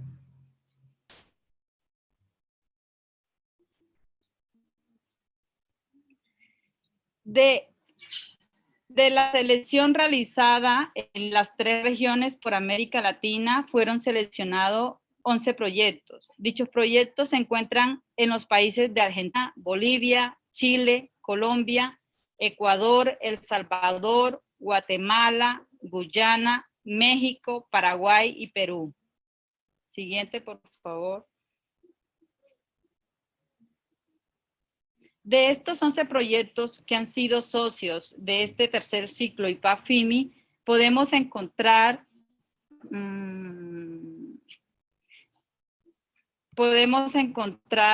que hay entre mujeres y hombres un destacado número de beneficiarios directos, en donde 212 son niñas, jóvenes 212, adultas 246, adultas mayores 77, entre hombres hay niños 204, jóvenes 182, adultos 283 y adultas mayores 72. Siguiente, por favor.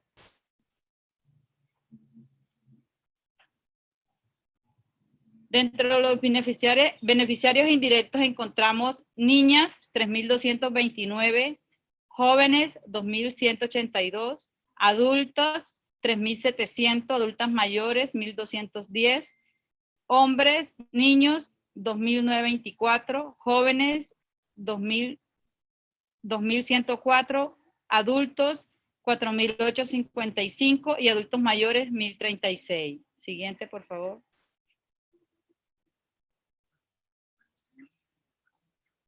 Dentro de los principales logros que hemos obtenido en este tercer ciclo IPAF-FIMI, tenemos las capacitaciones a organizaciones, contribuyendo así de esta manera al fortalecimiento institucional de las organizaciones. A diferencia de los demás ciclos en donde no hacíamos capacitaciones al inicio de la implementación de los proyectos, con estas capacitaciones hemos logrado que los proyectos y las organizaciones puedan implementar sus informes, tanto narrativos como financieros, de manera más satisfactoria y bien presentado. También hubo un encuentro en la Ciudad de México en enero, en donde las organizaciones pudieron compartir sus ideas, su experiencia, y además de eso tener una mejor interacción entre ellos. También hemos logrado el fortalecimiento de sus redes a nivel regional, también a nivel internacional, y además de eso hemos realizado vinculación con iniciativas de desarrollo de base. Siguiente, por favor.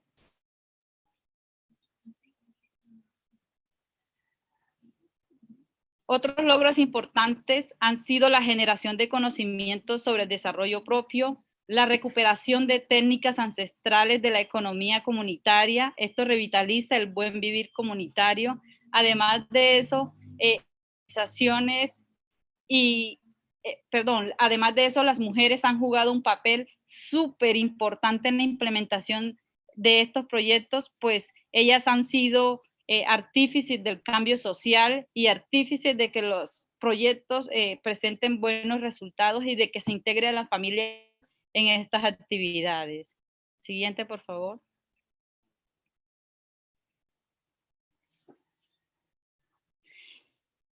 FIMI además tiene una estrategia de implementación súper interesante, que la idea es que no solo las organizaciones se queden con este apoyo del IFAD, sino que haya una interconexión programática entre los otros proyectos. Es decir, vinculamos a las organizaciones a otros programas de FIMI. Ejemplo, en la Escuela Global de Liderazgo hay una participación de Guyana, en donde es un proceso de formación que se realiza a nivel internacional.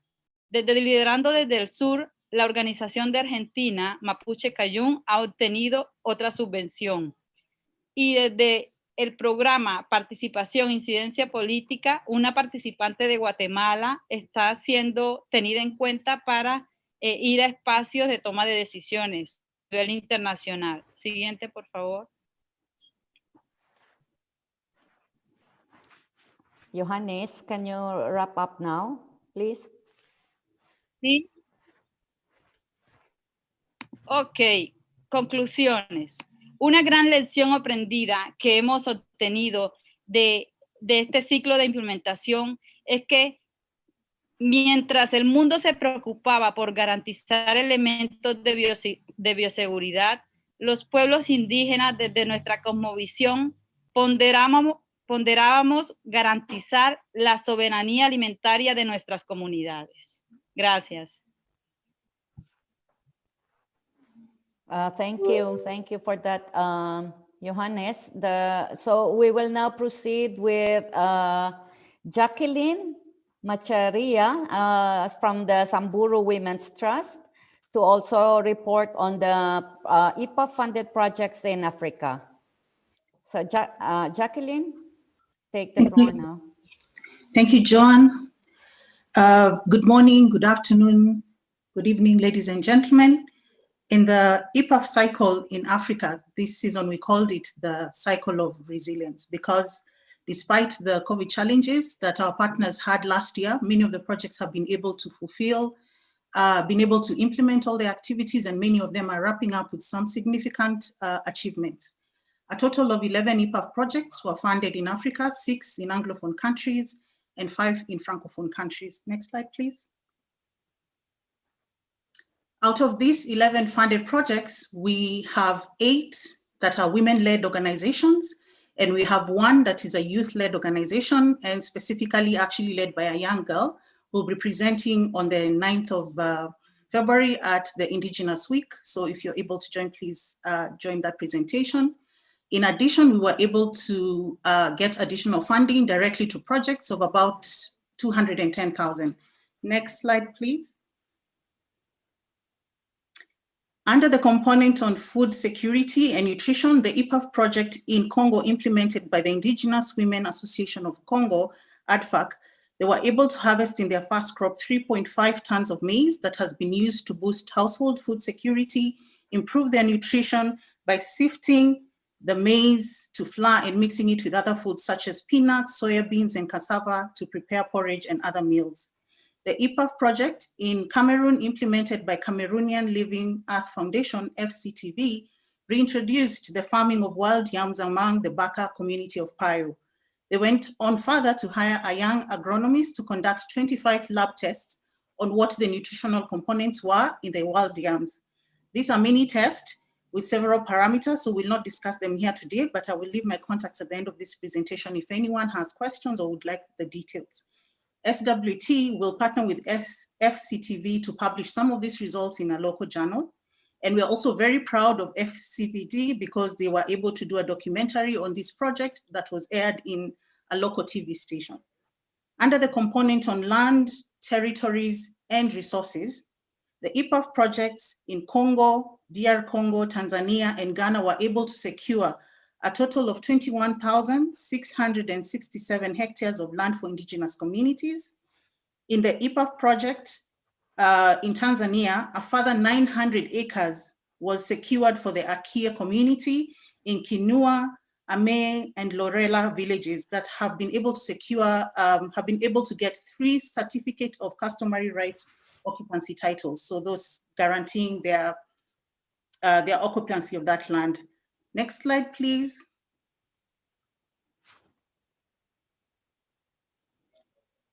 Next slide, please.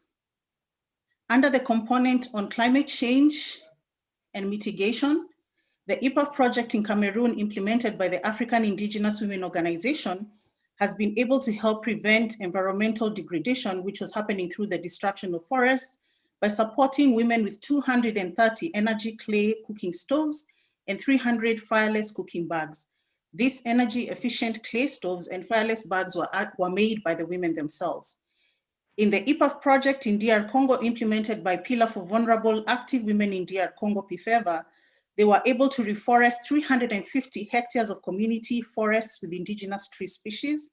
These community forests were completely degraded due to the cutting down of trees for charcoal.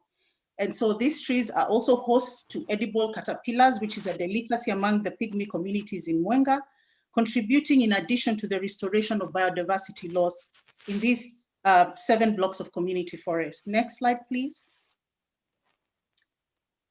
Under the component on access to markets, the IPAF project in Kenya, implemented by Common Vision for Equitable and Sustainable Development, COVISCOD, were able to set up a community cooperative called the Ogiek of Kapchebororo Cooperative Society by enabling them to brand their honey and then trained the communities on costing and financial management. They were also able to receive in-kind support from the county government of Elgeyo Marakwet for additional training on marketing and extension services for their beekeeping project. The IPAF project in DR Congo, implemented by the Action for the Promotion of Vulnerable People, APROPEV, have to date produced 220 liters of honey, which has been sold at $5 per honey, bringing a total of 1,100 to this community. This community makes less than $5 a month. So this amount is an amount that has not been seen in this community yet. And after expenses, some of the profits are earmarked to be able to solve some of the problems, which include clean access to water. Finally, next slide. Some of the skills that have been gained by communities and organizations through the IPAF projects include masonry skills, apiculture skills. One of our projects has been able to build up a poultry innovation center, which is a training facility for youth who want to engage in poultry farming and are training youth on poultry feed and poultry management. They've been able to gain skills on building modern beehives and how to install them, how to harvest, how to package, how to brand, how to market. And for our own partners, we've been able to train them in developing a theory of change for project management, monitoring, and resource mobilization. And finally, we were able also to train our partners on financial management.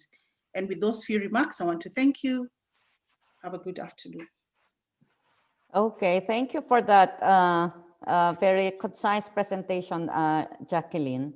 Now we move on to Ruby Espanola from Tepteba Foundation, who is the partner of IPAF in Asia. Ruby? Hello, everyone. Can you hear me? Yes, we do. Yes. Thank you, Joanne. Okay, for the IPAF in Asia and the Pacific, for the next slide, please. Can you proceed to the first slide? For the current cycle of EPAF, we have 12 ongoing projects in 10 countries in Asia and the Pacific. We started implementing projects in 2019 and targeting to complete all projects this year. Next slide, please. So for the achievements, the EPAF-funded projects are effectively engaging Indigenous women and youth in the implementation of project activities by providing social and economic opportunities to improve their situations. Indigenous women and youth are engaged in awareness raising, capacity building, and income-generating activities. Indigenous women and youth were organized into groups to carry out development initiatives in their communities. Next slide. With the EPA-funded projects, Indigenous peoples are strengthening their food systems through revitalization of traditional livelihoods, as well as adoption of system crop intensification and integrated farming practices for the production of indigenous food, activities such as seed exchange, seed banking, nutrition mapping, promotion of natural food preservation and consumption of indigenous food, use of improved cooking stoves have improved food security and nutrition among indigenous peoples communities. Next, please. Through the EPA-funded projects, Indigenous peoples are sustainably managing their land, territories, and resources.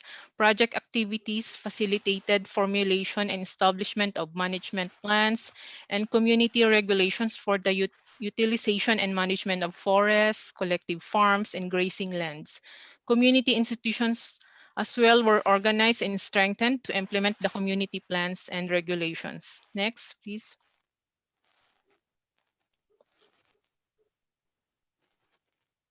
Okay. Also, with the EPA-funded projects, Indigenous peoples are conserving biodiversity in their communities by taking vital roles in managing their natural resources.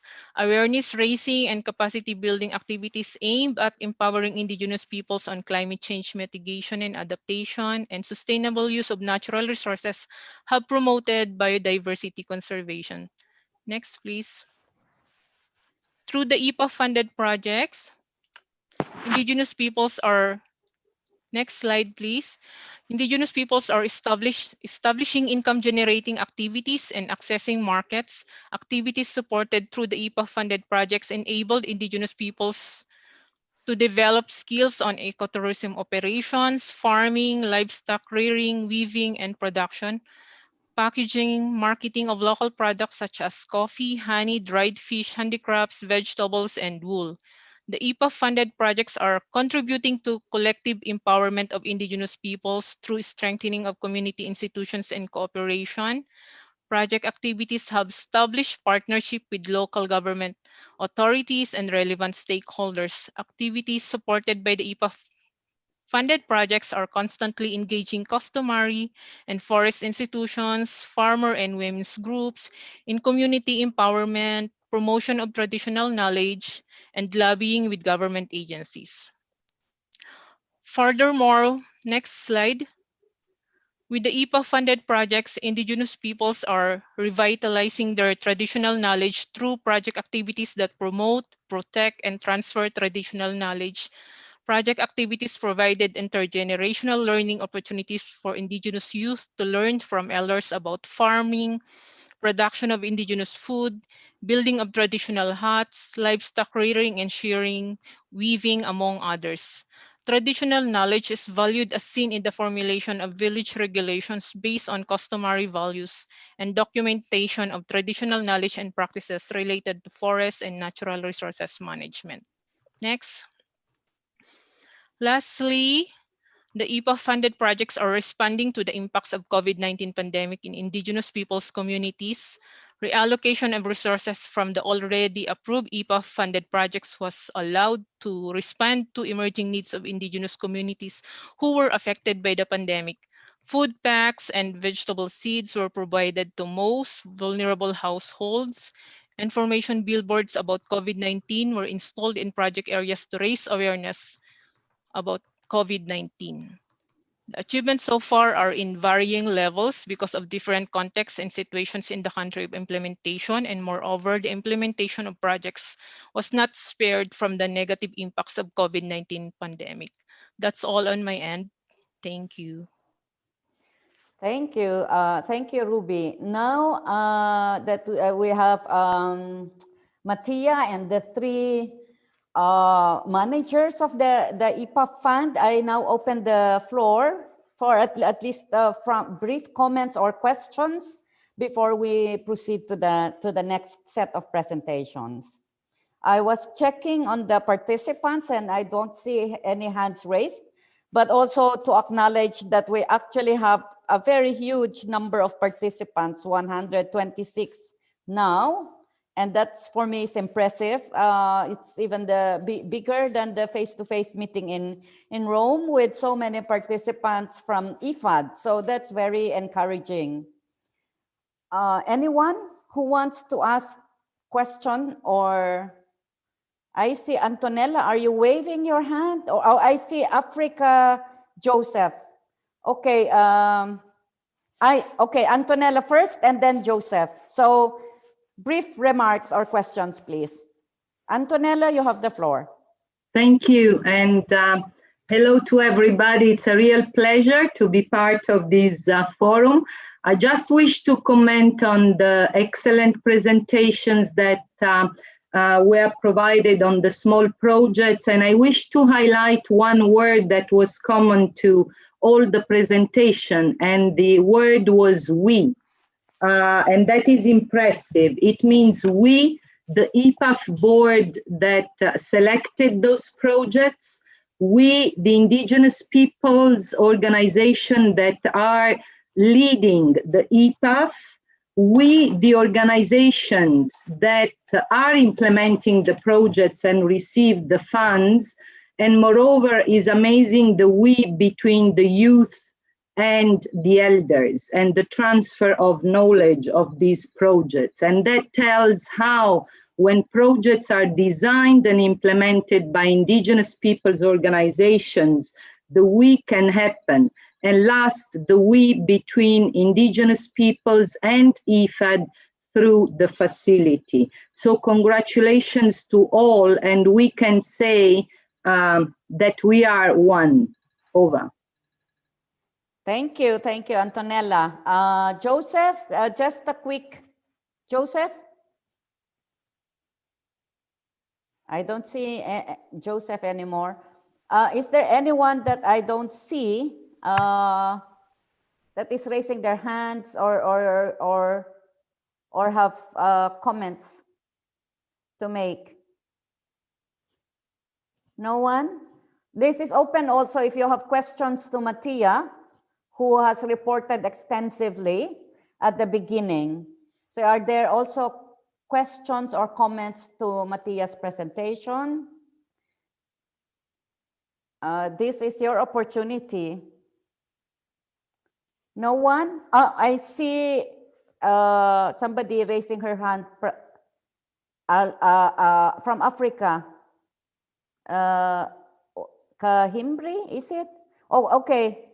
Okay, now, yes, Kahimbri, is it? Can you take the floor now? Kayembe, sorry. Okay, Kayembe.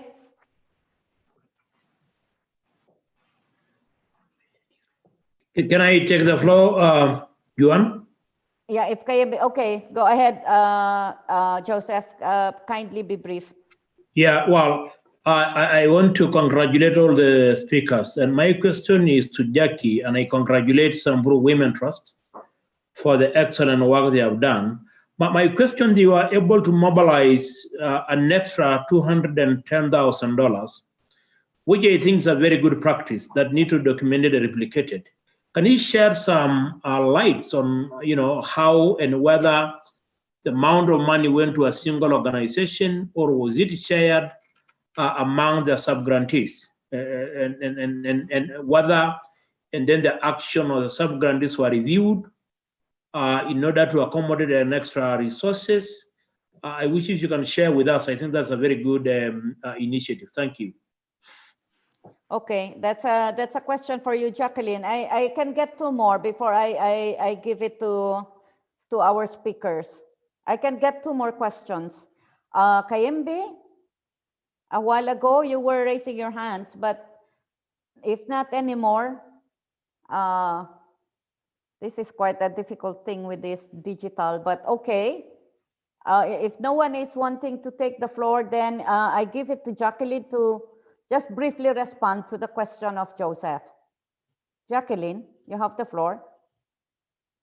Okay, thank you, Joanne. Thank you, Joseph, for that question. So the additional resources we were able to mobilize went directly to the projects.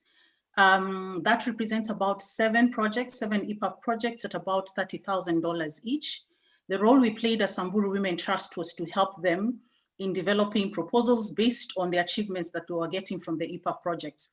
So we would highlight one component or 2 components that either were doing really well or were not funded in the current EPAF cycle, and we were able to put in proposals and those projects were funded. So I don't know if that sufficiently answers your question. I can talk to you later about the details, but yes, the money went directly to the projects. We were not, I mean, it didn't come to Samburu Women Trust. We fundraised and had the resources go directly to the projects. Okay, So thank you. Okay, thank you for that, Jacqueline. I see Hindu wanted to say something. Hindu, you have the floor. Hindu. Hi, thank you, Joanne, and thank you all of you for the good presentations. Actually, I wanted to ask Matthias. So from your presentation, I see that all the regions are represented well, but I am wonder there is no any project in the Sahel regions. And as we know that indigenous peoples in these regions are much needed to partner and work with IFAD there. And do you have any perspective for the future project there? Or how can I do to help you if there is no one to link you up maybe with the government, the ministries that are interesting, and especially with the indigenous peoples that are doing amazing work and who need absolutely help? Thank you so much. Over to you. Okay, thanks for that. So Mattia, get ready for your response. And now Tadesse, any comment? And then after that, I'll give the floor to Mattia to respond to the question. Tadesse. Tadesse? Okay, I think we lose him. So Mattia, kindly respond to Hindu. Very good. Thank you, John, and thank you, Hindu, for your question.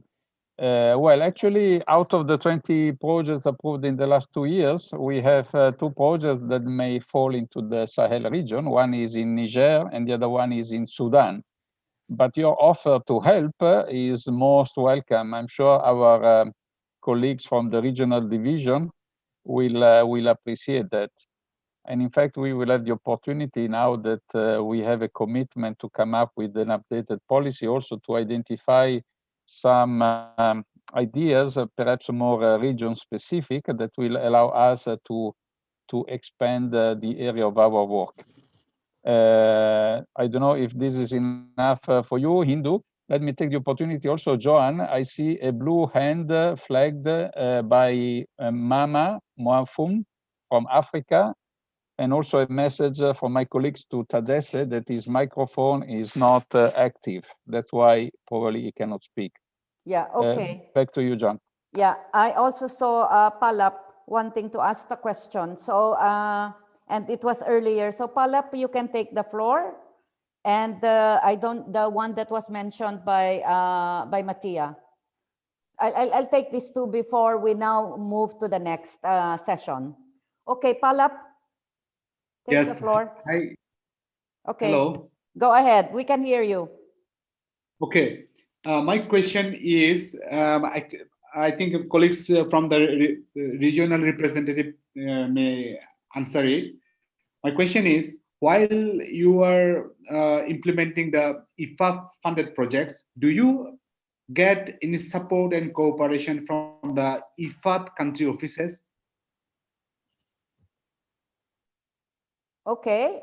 And the other one, Mattia, who was that? It was Mama Moafum.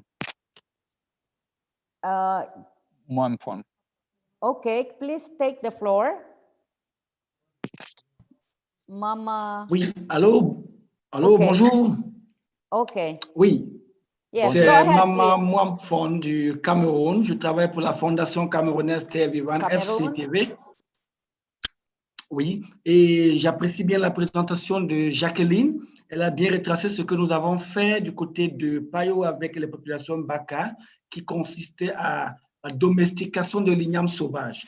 Bon, maintenant, ce que nous avons remarqué et qui va bien dans le sens de la thématique et de même de la journée de demain, c'est que nous avions dans notre projet pensé que, et ils ont même dit qu'on va, après avoir cultivé les ignames, on va vendre une certaine quantité d'ignames. Mais nous nous sommes rendus compte que pendant qu'on a commencé à travailler ensemble, nous avons mis les ignames dans les champs et dès que c'est arrivé à maturité, tous ces ignames ont été consommés bien avant que la période d'aller au marché n'arrive. Ça a été une leçon très importante pour nous permettre de comprendre que la sécurité alimentaire est d'abord la première chose qu'il faut prendre en compte dans le cadre des projets quand on les met en œuvre. Même si au départ, ensemble, on a développé, on a pensé qu'on pouvait aller au marché avec. Ça a été consommé avant le marché. Ça, c'est une des très grandes leçons que nous avons eu à apprendre dans ce projet. Ça nous a complètement changé le dernier résultat du projet que nous avons partagé avec Jacqueline de l'équipe de IFAD, avec qui nous avons toujours, main à main, essayé d'évoluer dans le projet pour le modéler. Merci.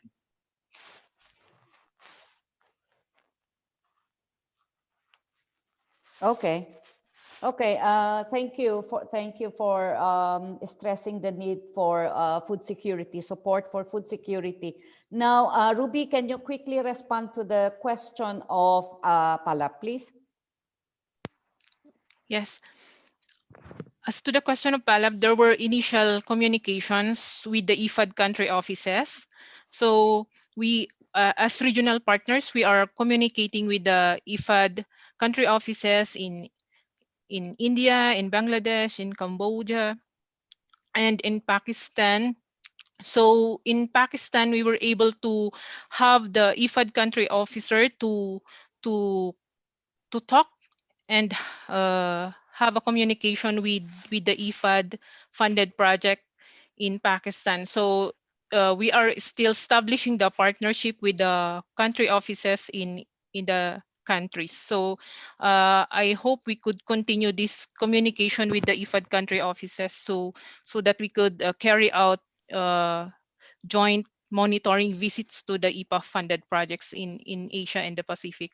However, there were difficulties now because of the COVID-19 pandemic. So okay, that's okay.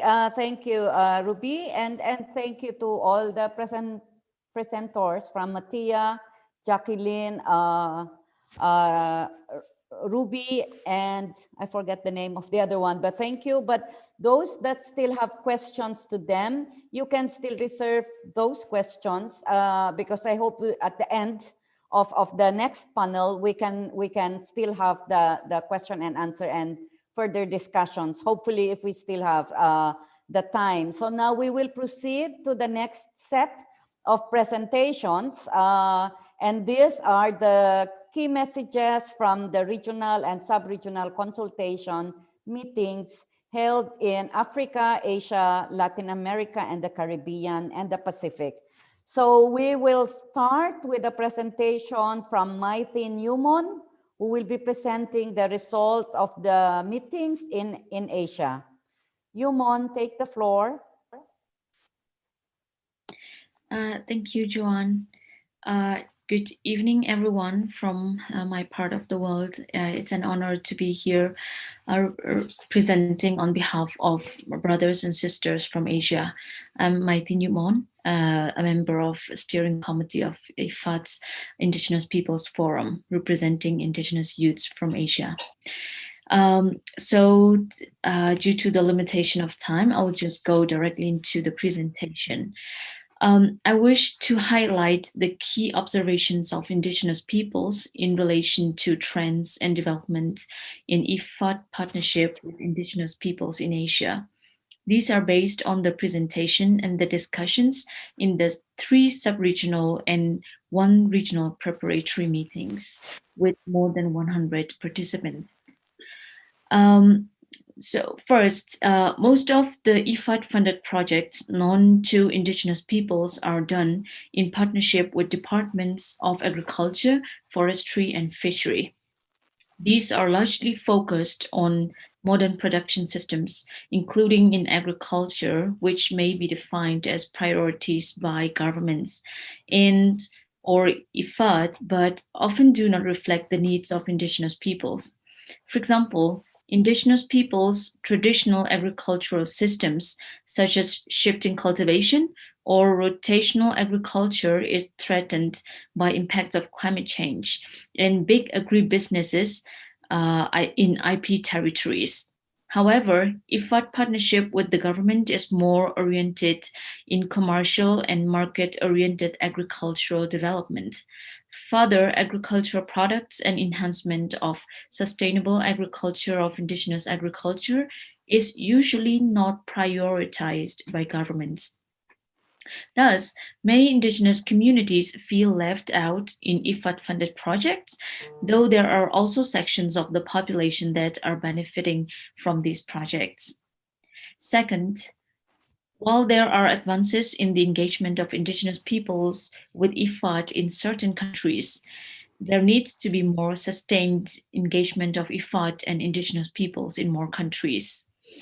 These engagements need to ensure meaningful participation of Indigenous peoples so that their needs, priorities, rights, and well-being are fully accounted in planning development interventions to be funded by IFAD and other investors. Likewise, there is a continuing need for both Indigenous peoples and IFAD staff to deepen their awareness and knowledge on the IFAD policy of engagement with Indigenous peoples and how this can lead to meaningful partnerships on the ground and at the national level. This means the engagement with Indigenous peoples is not only in the context of them as project beneficiaries, but also as development actors with invaluable contributions. Third, while IFAD engages with other entities, including consultants and NGOs, these are fully aware and knowledgeable of the IFAD policy of engagement with Indigenous peoples. Further, these entities also need to conduct meaningful consultations with Indigenous peoples along with IFAD in relation to projects affecting Indigenous peoples. Fourth, the decentralization process at IFAD serves as a good opportunity to facilitate greater interaction and engagement of IFAD with Indigenous peoples. Indigenous peoples should thereby take advantage of the presence of IFAD staff at the country level to engage with them based on the IFAD policy of engagement with Indigenous peoples, which is mutually beneficial for Indigenous peoples and IFAD. To conclude, Indigenous peoples in Asia remain committed to engage with IFAD at local, national, sub-regional, and global levels in advancing its self-determined development in the spirit of cooperation and partnership. Thank you very much. Okay, thank you for that, Yumon. Now we will have Myrna Cunningham to present the results of the regional meetings in Latin America and the Caribbean. Myrna, you have the floor. Okay. Muchas gracias, Joan, por la oportunidad. En América Latina tuvimos reuniones preparatorias en el Caribe, la región andina, el Cono Sur, Mesoamérica y la Amazonía, y posteriormente una reunión regional con 272 participantes. Next. Algunas de las conclusiones a las que llegamos fueron las siguientes. Nosotros vemos que la asociación de IFAD con los pueblos indígenas es fundamental para que pueda cumplir con su política de actuación y que el Foro Global de Pueblos Indígenas es un proceso permanente de consulta y diálogo en los 3 niveles y es un instrumento central también para su implementación de su política. Que el proceso preparatorio involucrando a más personas en esta oportunidad ha contribuido a que las organizaciones indígenas conozcan más al FIDA, pero también ha contribuido para promover mayor participación. Coincidimos con Asia que el proceso de descentralización de FIDA ofrece mayores posibilidades de diálogo y que definitivamente esperamos que de este proceso FIDA pueda ayudar a visibilizar los aportes de los pueblos indígenas para enfrentar el hambre en la próxima Cumbre Mundial de Alimentos. ¿Cuáles son nuestras recomendaciones? Next.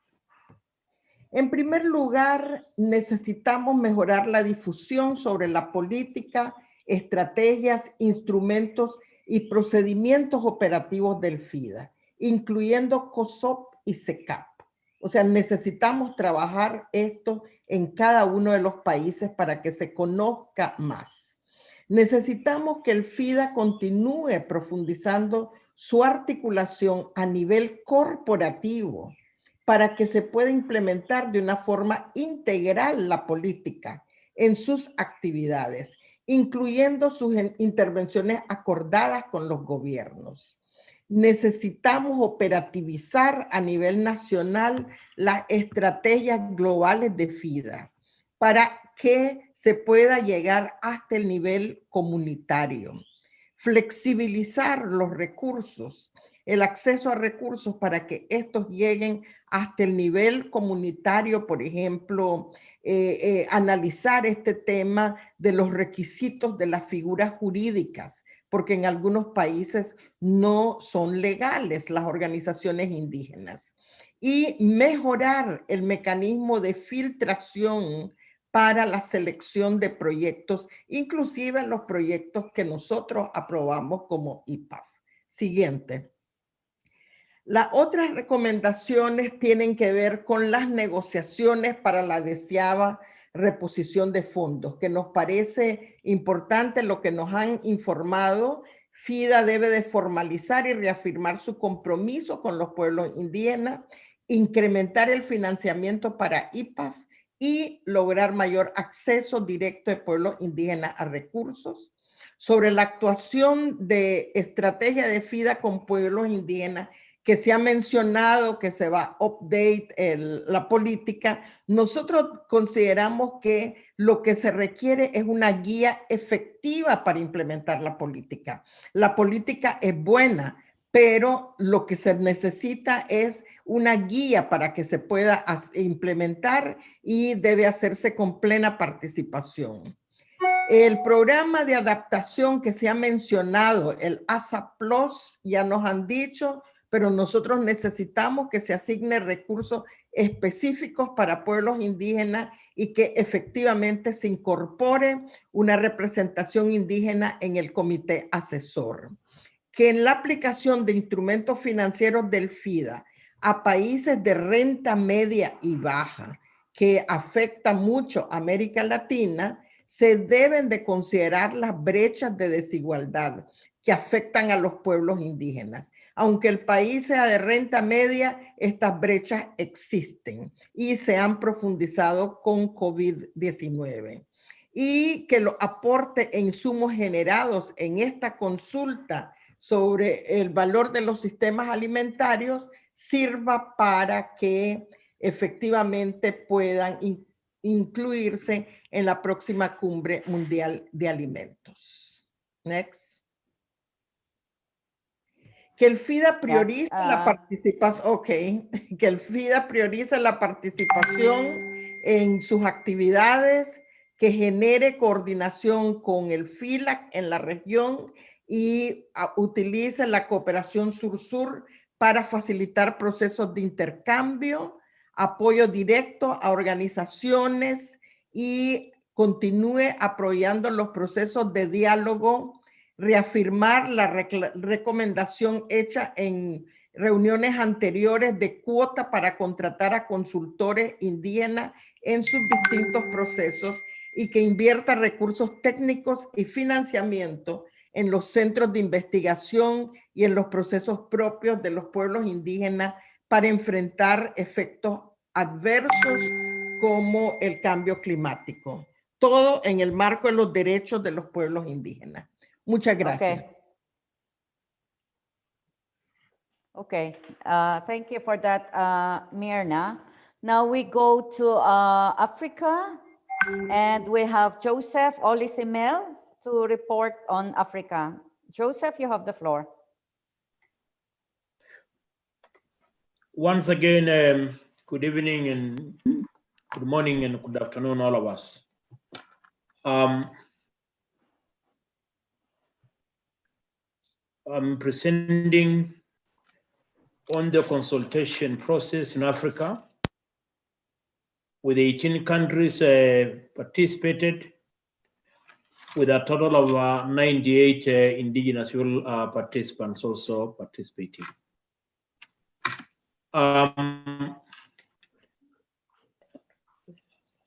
Can you move to the next slide? Yes, very good. Well, I am presenting key messages and not recommendations. So I'm presenting key messages from the consultation carried out in Africa. One of the key messages, as you've seen on the screen, is a topic covering COVID-19. Clearly, that COVID-19 diminish, crash local markets, leading into loss of livelihoods and threaten food security and subjecting indigenous people to extreme poverty and extreme hunger and poverty. Government imposition restriction measures to curb the spread of the COVID-19 resulted into human rights violations and abuses of indigenous peoples. COVID-19 in Africa has exposed deep discrimination and neglect of indigenous people from accessing basic services such as health facilities. In order to reverse the negative impact of COVID-19 among indigenous peoples, a well-designed post-COVID-19 recovery initiative should be established by IFAD, governments, and other key stakeholders in order to mobilize financial and technical resources that will rebuild and restore the livelihood of indigenous peoples. Move to the next slide. Security of land and natural resources remain a key priority and remain a key challenge among indigenous people across the region. Indigenous people continue to lose land and natural resources to both local and forest investors who are taking their land without prior informed consent. It is unfortunate that the loss of land and natural resources has continued to be experienced even more worse during the COVID-19. Brutal, forceful eviction, human rights violations, abuses have continued to be the order of the day on a daily basis among indigenous people in some of the African countries. This has undermined IP key livelihood option, for example, crop production, pastoralism, hunting and gathering, subjecting them into lifelessness, extreme poverty, conflict, and serious hunger. Move to the next slide. The third message was about climate change. Climate change has continued to threaten the survival of IPs, hence require urgent intervention that facilitate IPs capacity building and strategies that could enable them to mitigate and adapt to the climate change variability. If a national IFAD, national governments and key stakeholders should provide resources, both financial and technical, to facilitate indigenous peoples to implement their own strategies, plans, programs, and their own visions that will result into climate change adaptation at the community level. Undermine potential to achieve sustainable development goals. Climate change has continued to undermine the achievement of SDGs among IPs, and now the COVID-19, the potential of achieving this has further deteriorated, hence need for action. The next, the fourth one, the skilling of traditional knowledge and products of IPs is so critical, and all efforts should be mobilized in order to preserve and ensure its continuity. Even the national government to assist in marketing of IP's product, for example, honey, beadwork, handicraft, to reach a wider market nationally, regionally, and internationally. This could enhance generational income and subsequent improved livelihoods to ensure food security. The last one, well, the partnership, collaboration between IFAD and indigenous peoples has continued to, as one of the best practices, continue to be the lead model, which then can be borrowed by other UN special agencies. The need to decentralization of resources, IFAD need to make deliberate efforts to ensure that resources are available at the country level, in the sub-regional level. This could improve accessibility of the resources by IPs, enhance implementation of IFAD IP policy, and improve dialogue, collaboration and partnership with indigenous people, peoples, leading into country policy program influence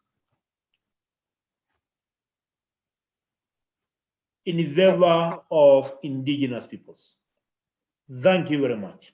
Those are the key messages from the African consultation process. And I'm sure my colleague and sister Hindu will read the recommendation thereafter. Thank you. Thank you. Thank you for that. Sorry, my camera is off.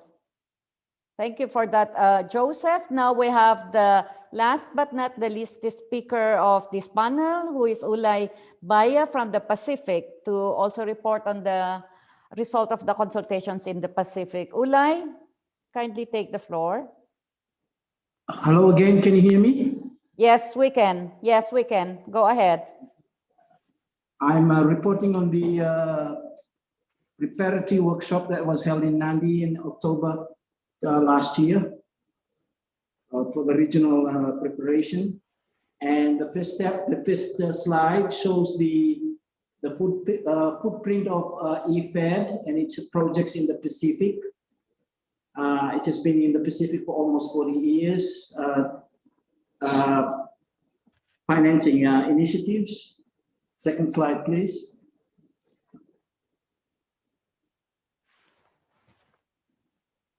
The geographic isolations, small size and scattered nature of the Pacific Islands contribute to the vulnerability of the peoples, especially rural dwellers who are on remote islands.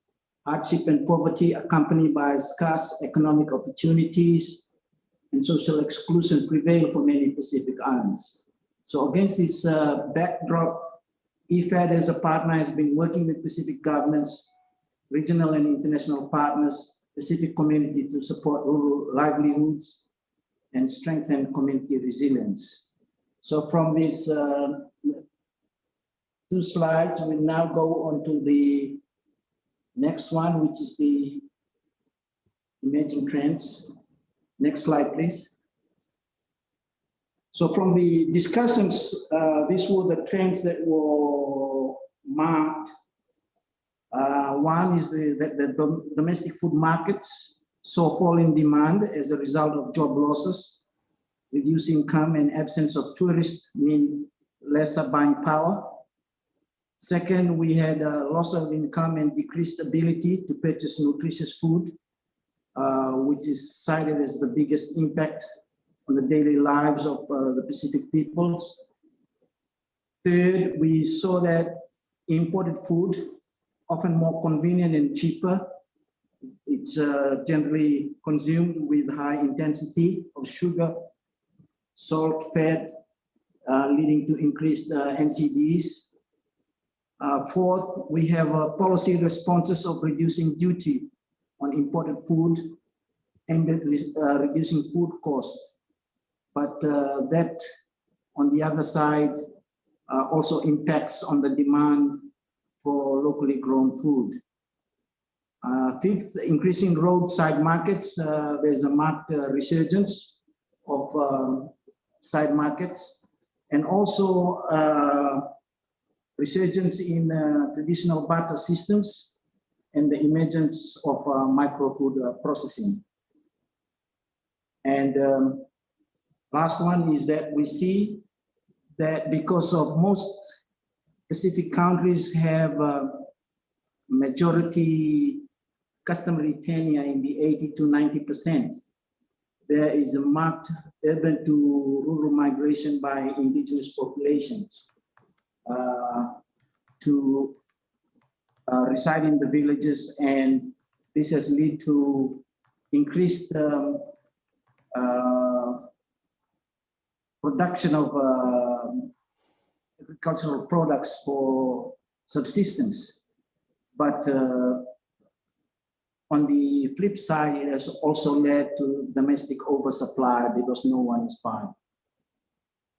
So if we can go to the next slide, this has led on to the recommendations from the Pacific. One is to identify institutional, political, cultural, and economic, including religious constraints that are affecting indigenous food systems. Second is to establish community plans targeted at addressing the needs of the communities. Third is to see documentation of traditional knowledge, indigenous cultures, language, artifacts, historical sites, and traditional food practices. Next is to seek the enhancement of social structure and traditional relationships, because that is what is the help. Holding on to is a strength, we reckon, given the impact of the pandemic. Fifth is the enhancement and documentation of scientific proof of nutritional value of traditional foods. Six is the redress mechanisms needed for land issues, because we have seen the high reported cases of land disputes, and also a worrying development in the fact that most of the Pacific countries haven't signed UNRIP. Therefore, the application of FPIC is not widely observed. Second last is the use of traditional foods and fruits in schools to address poor nutrition among students. And finally, to strengthen community-based organizations. Those are the recommendations from the Pacific. Thank you. Okay, thank you for that, Ulay. Now we only have 17 minutes left. I was told we need to finish at 4. So I now open the floor for questions. There were questions on the chat that's addressed to Mattia, and these are in relation to the rate of funds going to indigenous peoples worldwide, and the presence of IFAD in different countries. So, Mattia, can you kindly quickly respond to these questions, please. Yes. Thank you, John, and thank you for all the questions. In fact, I listed 3 questions from Awet Aman, all of them important ones. One is about some more information regarding this new window, the ASA Plus that I mentioned, and how the indigenous peoples will have access to funds. I think there is still some work to be done. The presentation by Mirna from Latin America, I think, included a recommendation to make sure that there will be a clear allocation for the indigenous peoples. I think we need to convey this message in the conclusion of the forum. And the fact that indigenous peoples will have a seat in the advisory board, I think will give indigenous peoples a chance to continue pressing for that.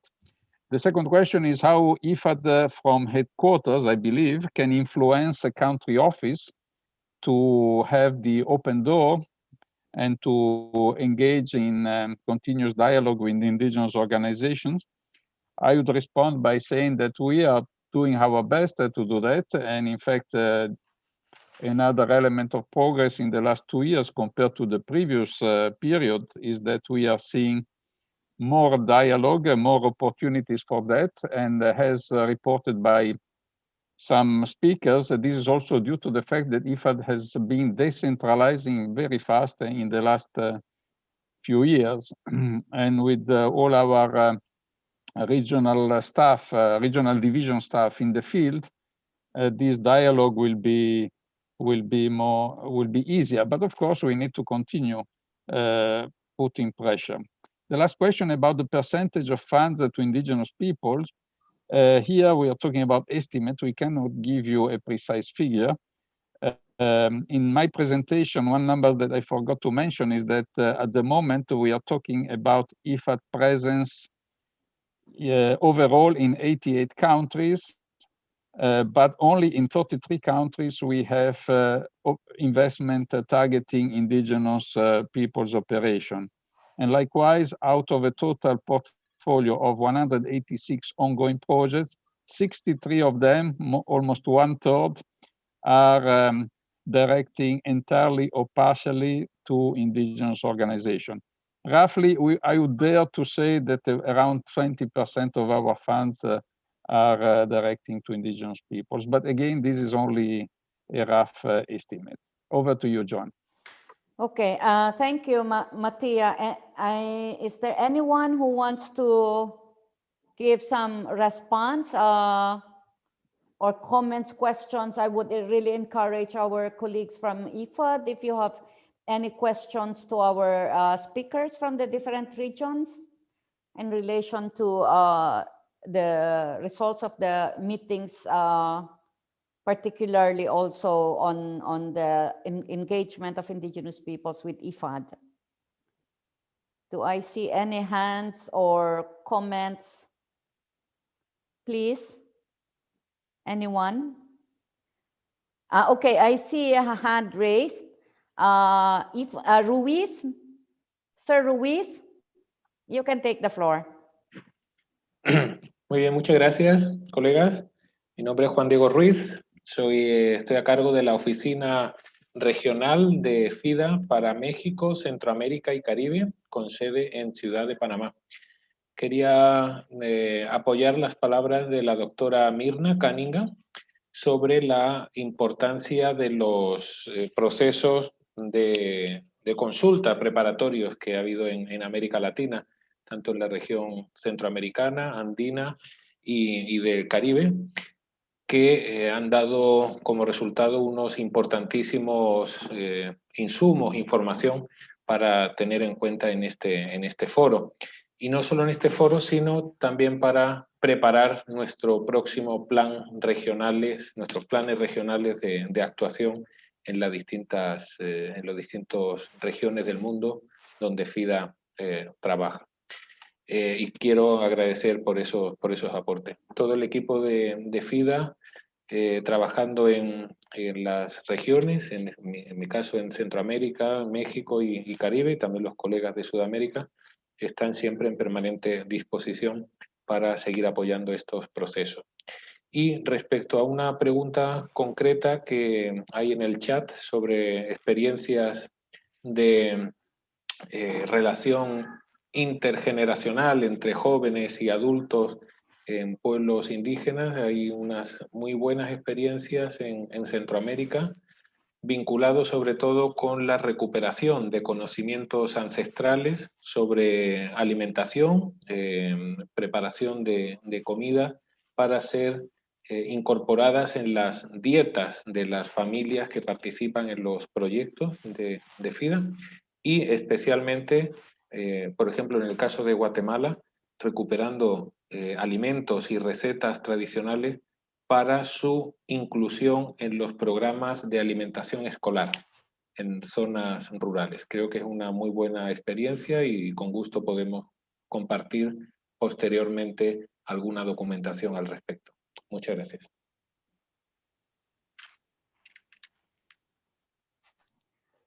Thank you for that response. Anyone else? Anyone else who wants to speak out? Sundarjan, I saw you were raising your hand earlier. Sundarjan, are you? You can take the floor if you're in. If not, are there more? Sorry, I cannot understand French or Spanish, and there were a lot of comments in the chat box. So if anyone who are making these comments want to present it now that nobody is raising their hands, you can take the floor. So we also understand your comment. And those that are giving comments in the chat box in Spanish or French, if you can read your comment, then all of us can understand it. So I'm giving the floor to you. Esperanza, Binyuki, Nyota, Esperanza. You can take the floor to give your comment.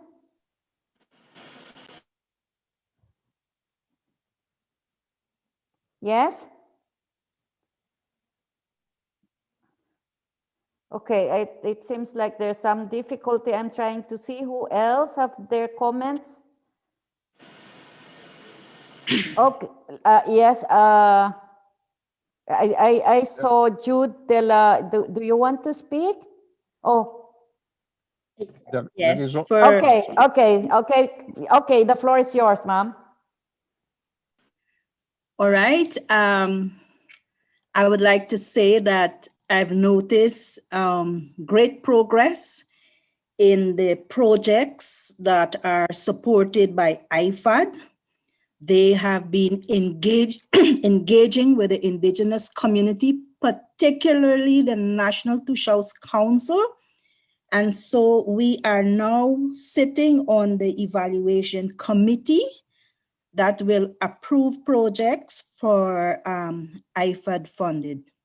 So we are pleased for that, and they have been engaging with us, and we're very happy for that. It's a big improvement that we have seen. Thank you. Okay, thank you for that very positive note of encouragement. Anyone else? Do I see?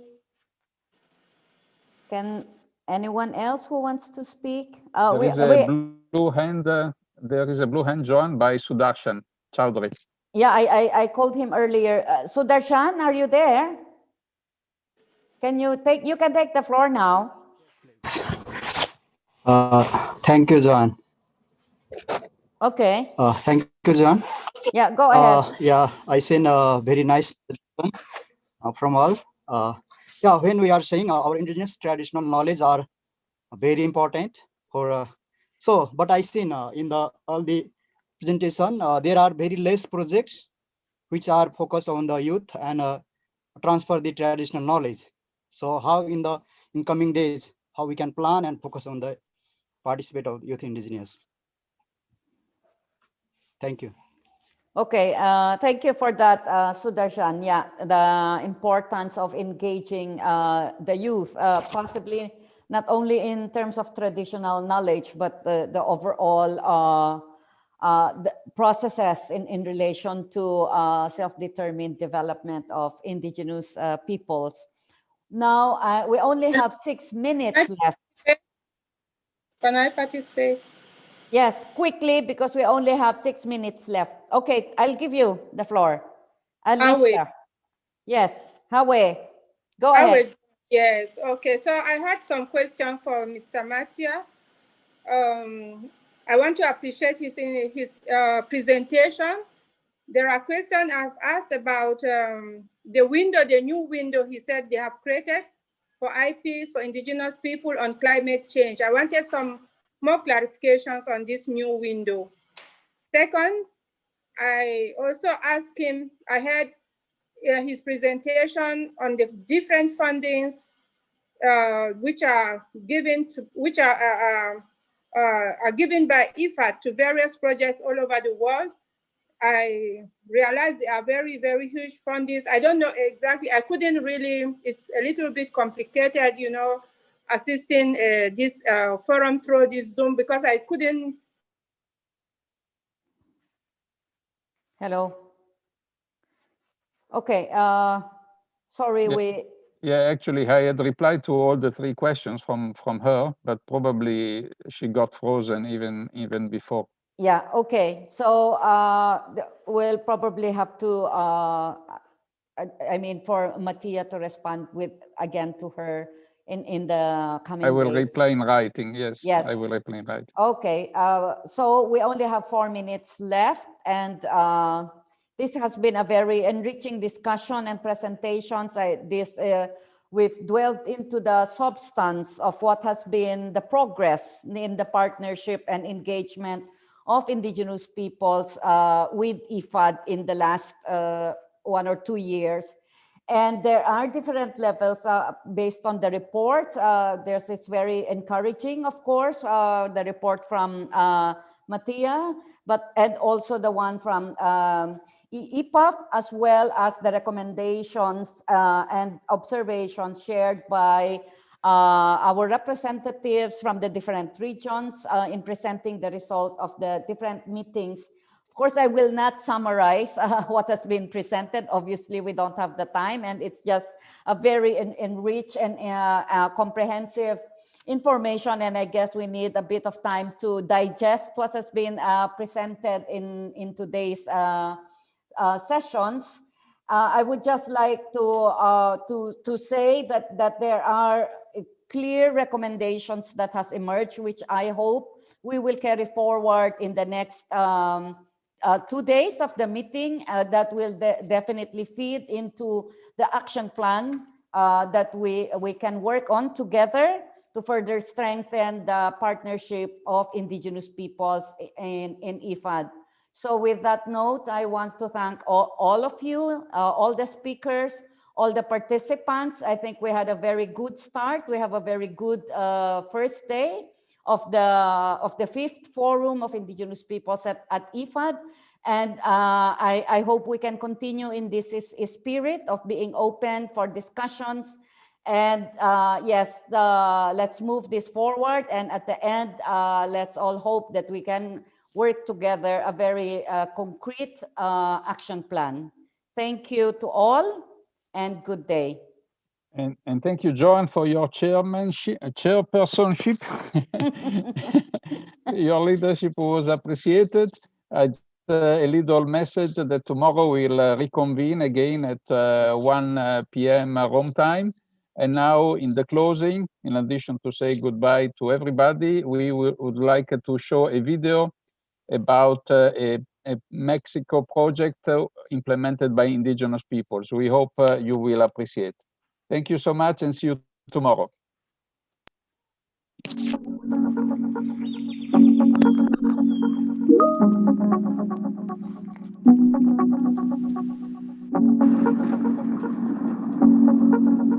Soy meliponicultora, cosechamos la miel cada año y en tiempos de sol también, para que no se nos mueran nuestras abejitas.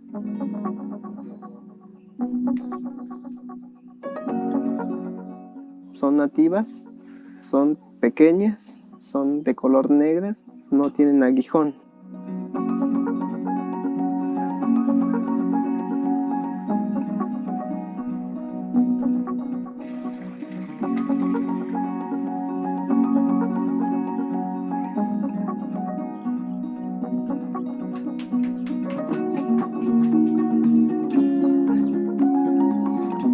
Somos un grupo de mujeres que somos entre madres solteras y personas ya de edad.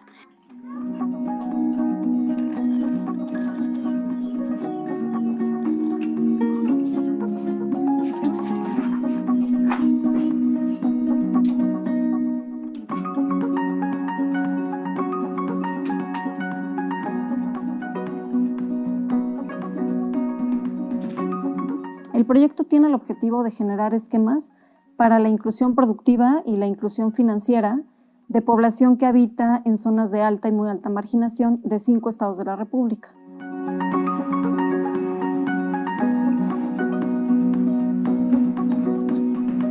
Ayudan mucho no tener que salir a la ciudad porque pues no te despegas de la familia. Seguimos estando aquí, trabajando. Sabemos que tenemos nuestras abejas, nos pueden dar ingresos cada cierto tiempo. Si yo me voy a Cuetzalan me pagan 120, yo descuido a mis hijos y estoy desde las 8 de la mañana hasta las 5 de la tarde. Estar aquí y dedicarnos un poquito de tener nuestras abejas y dedicarnos a otras cosas como lo que son artesanías, bordados y todo eso, pues nos beneficia a nosotras las mujeres que estamos en la comunidad. Full screen. Darles el recorrido, explicarles sobre las plantas, sobre lo que tenemos aquí en la comunidad, sobre el taller que hacemos de las abejas, sobre el taller que doy de la canela. Y ahorita estando aquí, me gusta todo esto. Los apoyos, en realidad ellos nos dicen qué es lo que necesitan. De manera que en el caso de la producción de miel melipona en Cuetzalan, realmente lo que nos pidieron fue apoyos para infraestructura, para las ollas, en algunos grupos para capital de trabajo, para colmenas. Para nosotros como grupo sí nos ayuda bastante. Me hace sentir bien porque son conocimientos ancestrales. Siempre hemos recalcado eso, es que el trabajo que se viene haciendo con estas ollas no viene de hace 2 años ni de 10 años, viene desde los abuelos. A pesar de la pandemia que hemos tenido, le vamos buscando, ¿no? Abrirle, que se siga mostrando esto de las abejas, que pues no paren.